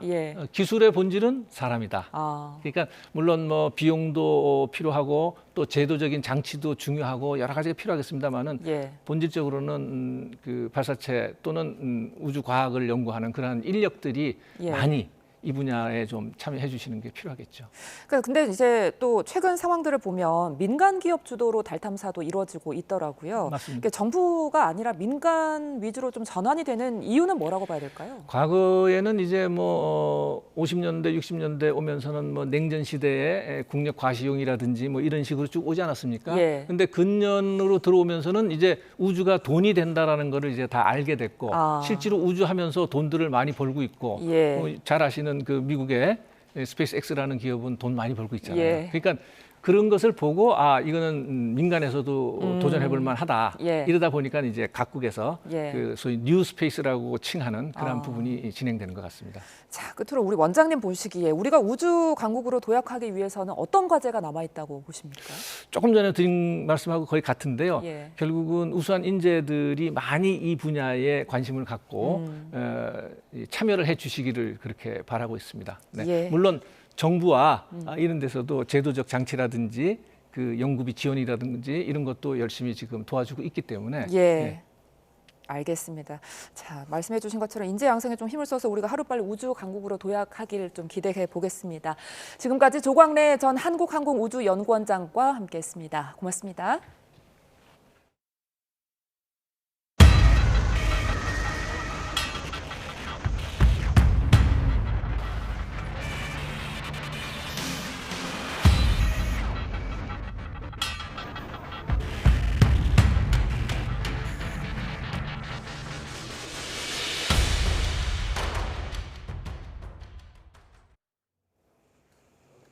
홍콩 아파트 단지에서 큰 불이 나 최소 44명이 숨지고 270여 명이 실종된 가운데 현지 경찰이 화재 관련자들을 체포하고 원인 조사에 나섰습니다. AFP 통신에 따르면 소방당국은 오늘 새벽 화재 현장이 기본적으로 통제됐고 이번 화재로 지금까지 44명이 숨지고 270여 명이 실종됐다고 밝혔습니다. 또 수십 명이 병원으로 옮겨졌는데 이 가운데 상당수는 위중한 상태라고 설명했습니다. 이번 고층 아파트 화재 원인과 관련해 홍콩 경찰은 남성 3명을 체포해 조사하고 있다고 로이터 통신이 보도했습니다. 소재 파악이 안 된 인원이 많은 데다 고층 건물에서 탈출하지 못한 주민들이 있어서 인명피해 규모가 커질 가능성도 있습니다. 대규모 인명피해를 낸 홍콩 아파트 화재는 아직 정확한 화재 원인이 밝혀지지 않았습니다. 다만 보수공사를 위해 건물 외부에 세웠던 대나무 비계와 그물망, 스티로폼 등이 화재를 키운 거로 지적됐습니다. 김잔디 기자입니다. 고층 아파트 건물 외부로 촘촘하게 세워진 대나무 조립틀인 건축용 비계와 초록색 안전망. 시뻘건 물길이 맹렬한 기세로 주변으로 옮겨붙는데 이 대나무와 그물망이 불쏘시개 역할을 했습니다. 42년 된 노후 아파트에서 발생한 불은 건조한 날씨와 바람을 타고 순식간에 아파트 8개 동 가운데 7개 동으로 번졌습니다. When you get a fully developed fire, it will lose its integrity. The fire load as it spreads up to the building will adhere to the building, be drawn into the building using a chimney effect. 홍콩 건설 현장에서 흔히 사용되는 대나무 비계는 이미 안전 문제로 올해 초 홍콩 정부가 공공사업에서 단계적으로 사용 금지를 추진 중입니다. 이와 함께 각 층 승강기 인근 창문에 설치된 스티로폼도 화재를 키운 것으로 지목됐습니다. We found the styrofoam installed outside the window, on each floor near the lift lobby, and everyone knows this material is inflammable material. 화재 초기 경보기가 먹통이어서 주민들이 불난 사실을 뒤늦게 알았다는 겁니다. 我唔喺現場，我係收到屋企人通知我先至翻嚟睇，跟住我聽翻啲居民講佢就其實冇響過alarm嘅。 CNN은 이 아파트 주민의 36%가 65세 이상 고령자라고 전했는데 대피가 늦어지면서 인명피해를 키운 것으로 보입니다. 홍콩 경찰은 이 아파트 보수공사 책임자 3명을 과실치사 혐의로 체포해 조사하고 있습니다. 경찰은 창문을 밀봉하기 위해 사용한 보호망과 필름, 스티로폼 소재가 관련 안전 기준을 충족하지 못해 화재가 급속도로 확산했을 수 있다고 보고 있습니다. YTN 김잔디입니다. 트럼프 미국 대통령의 특사 스티브 위트코프가 다음 주 모스크바를 방문해서 우크라이나 전쟁 종전안에 대한 러시아의 입장을 듣습니다. 이런 가운데 위트코프 특사가 러시아 측에 트럼프 대통령 칭찬을 조언한 통화 내용이 언론에 공개되면서 러시아 편들기 논란이 일고 있습니다. 런던 조수연 특파원입니다. 러시아가 아랍에미리트 아부다비에서 미국, 우크라이나 측과 만난 사실을 확인했습니다. 하지만 평화 계획을 논의한 건 아니라며 아직 누구와도 구체적으로 얘기하지 않았고 진지한 분석이 필요하다고 강조했습니다. 미국의 스티브 위트코프 특사가 다음 주 모스크바를 방문할 예정입니다. 푸틴 대통령과 만나 우크라이나 입장을 담은 수정안에 대해 의견을 교환할 것으로 보입니다.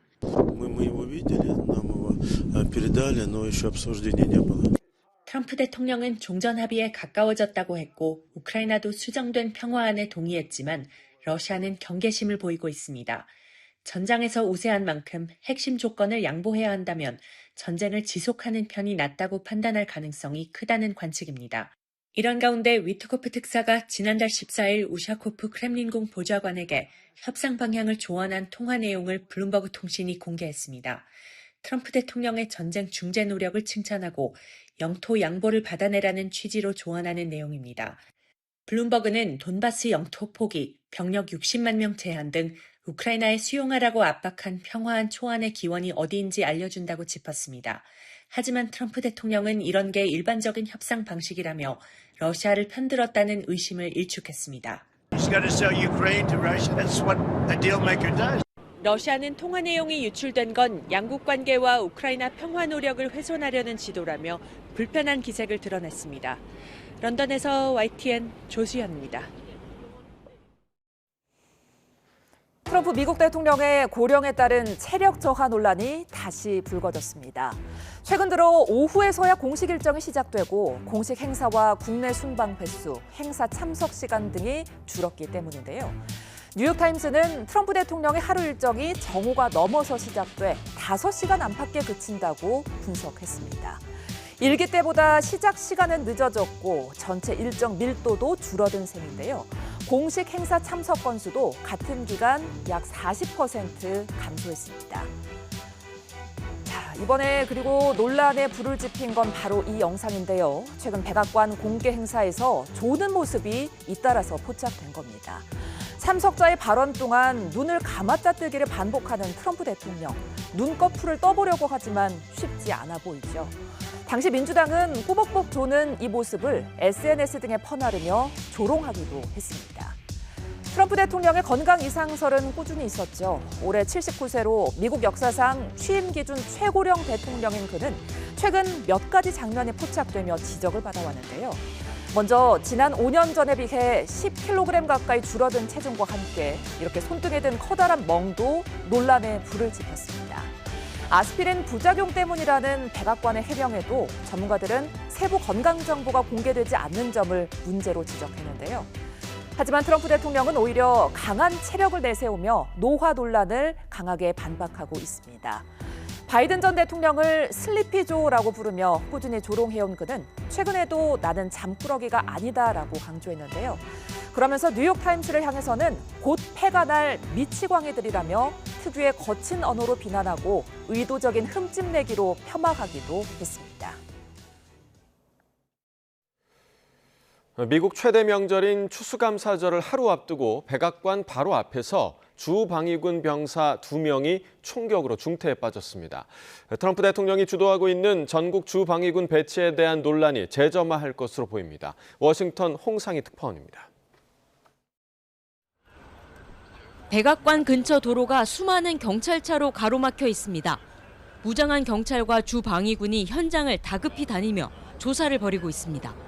현지 시간 26일 오후 2시 15분쯤 백악관에서 북서쪽으로 2블록 떨어진 지하철역 근처 수많은 관광객이 오가는 곳에서 총성이 울렸습니다. 모퉁이를 돌아서 나타난 용의자가 순찰하고 있던 웨스트 버지니아 주방위군 소속 병사 2명을 향해 총을 발사했습니다. This is a targeted shooting. One individual who appeared to target these guardsmen, that individual has been taken into custody. 총을 맞은 이들은 병원에 옮겨져 치료를 받고 있지만 위중한 상태입니다. 부상한 총격범도 현장에서 체포됐습니다. And make no mistake, they will be brought to justice. We will work together collaboratively because this is a matter of national security, because it's a matter of pride. 총격 사건이 일어난 곳은 보시는 것처럼 이렇게 백악관과 가까운 곳으로 여전히 교통 통제가 이루어져 있습니다. 백악관 앞도 이렇게 노란색 통제선과 함께 일시 폐쇄된 상태입니다. 트럼프 대통령은 주방위군을 총으로 쏜 총격범을 향해 짐승과 같다며 엄청난 대가를 치를 거라고 경고했습니다. 앞서 트럼프 대통령은 범죄를 해결하겠다며 지난 8월부터 수도인 워싱턴 DC에 2,000명이 넘는 주방위군을 투입했습니다. 워싱턴 DC 시 정부는 소송을 제기했고 지난 20일 연방지방법원은 주 방위군 배치를 금지하는 가처분 신청을 인용했습니다. 다만 가처분 명령 이행을 다음 달 11일까지 보류했습니다. 워싱턴 DC 경찰과 미 연방수사국 FBI는 용의자를 상대로 범행 동기를 조사하고 있습니다. 트럼프 대통령이 멤피스에 이어 포틀랜드와 시카고에도 주 방위군 배치를 추진하고 있는 가운데 이번 사건으로 주 방위군 논란이 재점화할 것으로 보입니다. 워싱턴에서 YTN 홍상입니다. 남성 2명이 공항 활주로에선 비행기를 향해서 뛰어가고 있습니다. 잠시 기다려달라는데 다급하게 손을 들어 보이기도 하는데요. 하지만 형광조끼를 입고 있던 공항 관계자에게 곧바로 제지당하고 맙니다. 그런데도 포기하지 않은 두 사람, 몸짓을 이어가면서 공항 관계자에게 무언가를 설명하는데요. 현지 시각 21일 독일 쾰른 본 공항에서 루마니아로 향하던 항공편을 향해 질주하던 28살 남성과 47살 남성이 체포됐다고 합니다. 이들은 공항에 늦게 도착해 비행기를 놓치게 되자 비상경보 스위치를 누른 뒤 비상구를 통해 활주로로 난입했다고 하는데요. 결국 연방경찰에 넘겨져 항공보안법 위반 혐의 등으로 조사를 받고 있다고 합니다. 흰 운동복을 입은 남성이 한쪽 무릎을 꿇고 앉아있고 그 앞에 고대 그리스 사제 복상을 간 여성 여럿이 서 있습니다. 횃불과 함께 평화의 상징인 올리브 가지를 건네받은 남성, 관중들 사이를 달리기 시작하는데요. 내년 2월 6일부터 시작되는 밀라노 코르티나 동계올림픽의 성화봉송이 시작된 겁니다. 첫 주자로 나선 남성은 그리스의 조정 선수 페트로스 가이다지스인데요. 이탈리아의 전 크로스컨트리 스키 선수인 스테파니아 벨몬도가 함께 뛰었습니다. 성화는 다음 달 4일쯤 이탈리아로 넘어가 모두 12,000km를 달려 개막식이 열리는 밀라노 산시로 경기장에 도착하게 된다고 합니다. 올림픽 성화는 원래 그리스 올림피아에 있는 헤라 신전에서 태양열로 직접 불을 붙이는데요. 하지만 이번엔 현지의 흐린 날씨 때문에 근처 박물관에서 채화식이 열렸다고 합니다. 불씨도 며칠 전 리허설에서 채화해서 보관하고 있던 것을 전달했다고 하네요. 네, 이번엔 우리나라 소식도 보겠습니다. 양옆으로 차가 빽빽하게 들어찬 주택가 이면도로인데요. 자, 청소차 뒤로 어린아이가 맨발로 이렇게 서성이고 있습니다. 한참을 홀로 돌아다니다가 청소차를 바짝 뒤쫓는 위험천만한 모습도 포착됐습니다. 이때 아이를 발견하고 멈춰선 두 남성, 곧바로 경찰에 신고한 뒤 자리를 떠나지 않고 아이를 돌봐줬는데요. 아이는 경찰에 인계된 뒤 무사히 집으로 돌아갔다고 합니다. 아이 엄마는 안방에서 외출을 준비하던 사이 아이가 혼자 사라져 놀랐다며 도움을 준 시민과 경찰에 감사를 표했습니다. 경찰은 아이를 돌봐준 박한균, 심하철 씨에게 감사장을 수여했다고 하는데요. 박한균 씨의 이야기를 직접 들어보겠습니다. 요즘 다들 무관심하잖아요. 때로는 관심 있게 지켜보는 것도 맞다고 생각을 하거든요. 너무 무관심한 사회를 안 만들었으면 좋겠다라고 생각을 했어요. 음주운전 신고를 받고 출동한 순찰차. 30여 분 동안 주변을 수색했지만 결국 용의 차량을 찾지 못하고 경찰서로 돌아왔다고 합니다. 잠시 뒤 회색 승용차 한 대가 경찰서로 유유히 들어오는데요.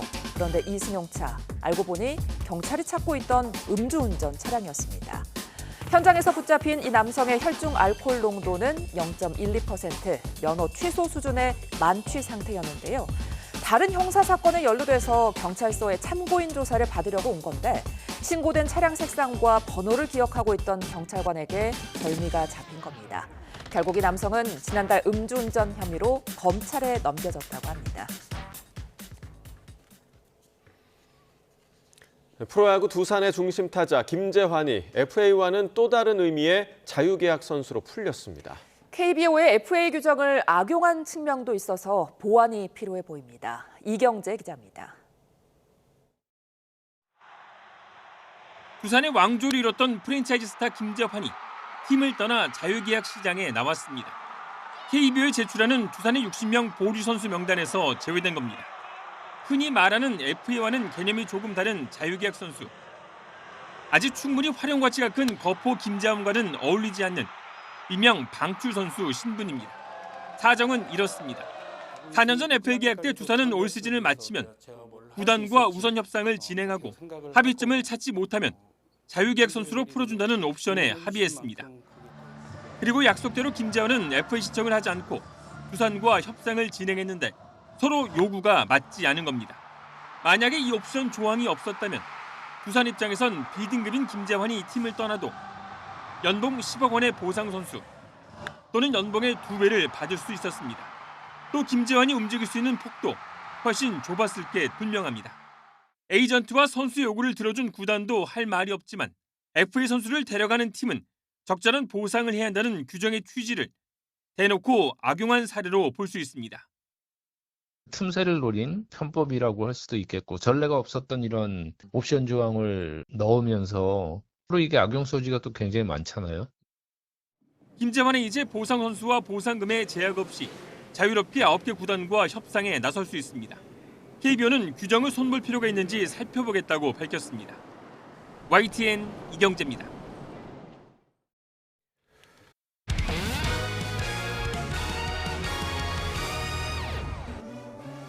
자, 김도훈의 리시브 속공 걸립니다. 따라가면 왼쪽 걸려줍니다. 잡히죠. 스핀을 걸었습니다. 한천수 오른쪽 들어왔습니다. 뒤에 다시 갑니다. 나경복의 연타 다시 롯데 이제 블로킹 4개째입니다. 자, 블로킹 직접 하고 나서 이제 손가락 4개를 들어보였거든요. 예. 4개 블로킹 잡았다는 얘기. 벽을 완벽하게 만들고 있는 러셀 선수입니다. 득점! 서브 득점! 오! 서브 득점! 또 나옵니다! 야, 이거 뭐 첫 세트 트리플 나오나요? 대단한데요. 아, 러셀 지금 2점 차거든요. 예. 카이너스의 트리플과 함께 대단한 것 전번지에 진양승을 만듭니다. 야, 이거는 뭐 3마리 토끼 다 잡았는데요. 러셀 트리플 크라운 상대전 3대. 서울은 비가 그치고 하늘이 차차 개고 있습니다. 비는 강원과 충북, 경북을 중심으로 내리고 있는데요. 이들 지역도 비의 지속 시간이 길지 않겠고요. 비의 양도 많지 않겠습니다. 다만 강원 산간을 중심으로는 대설특보가 내려진 가운데 최고 10cm 안팎의 눈이 내려 쌓이겠습니다. 미끄럼 사고 발생하지 않도록 교통안전에 각별히 유의하시기 바랍니다. 자세한 레이더 화면부터 살펴보도록 하겠습니다.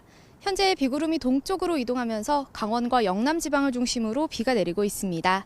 비의 강도는 약한 편이지만 벼락과 돌풍, 우박을 동반하는 곳이 있겠고요. 해안가와 제주도를 중심으로는 강풍주의보가, 강원 산간에는 대설주의보가 내려져 있어 주의가 필요합니다. 비와 눈은 오늘 밤이면 대부분 그치겠고 그 사이 영서 지방에 5에서 20mm, 그 밖의 지역에 5mm 안팎의 비가 내리겠습니다. 강원 산간에는 최고 10cm, 전북 동부 산간에는 1에서 5cm의 눈이 예상됩니다. 오늘 낮 기온은 서울 10도, 광주와 대전 12도로 예년의 쌀쌀한 날씨가 이어지겠습니다.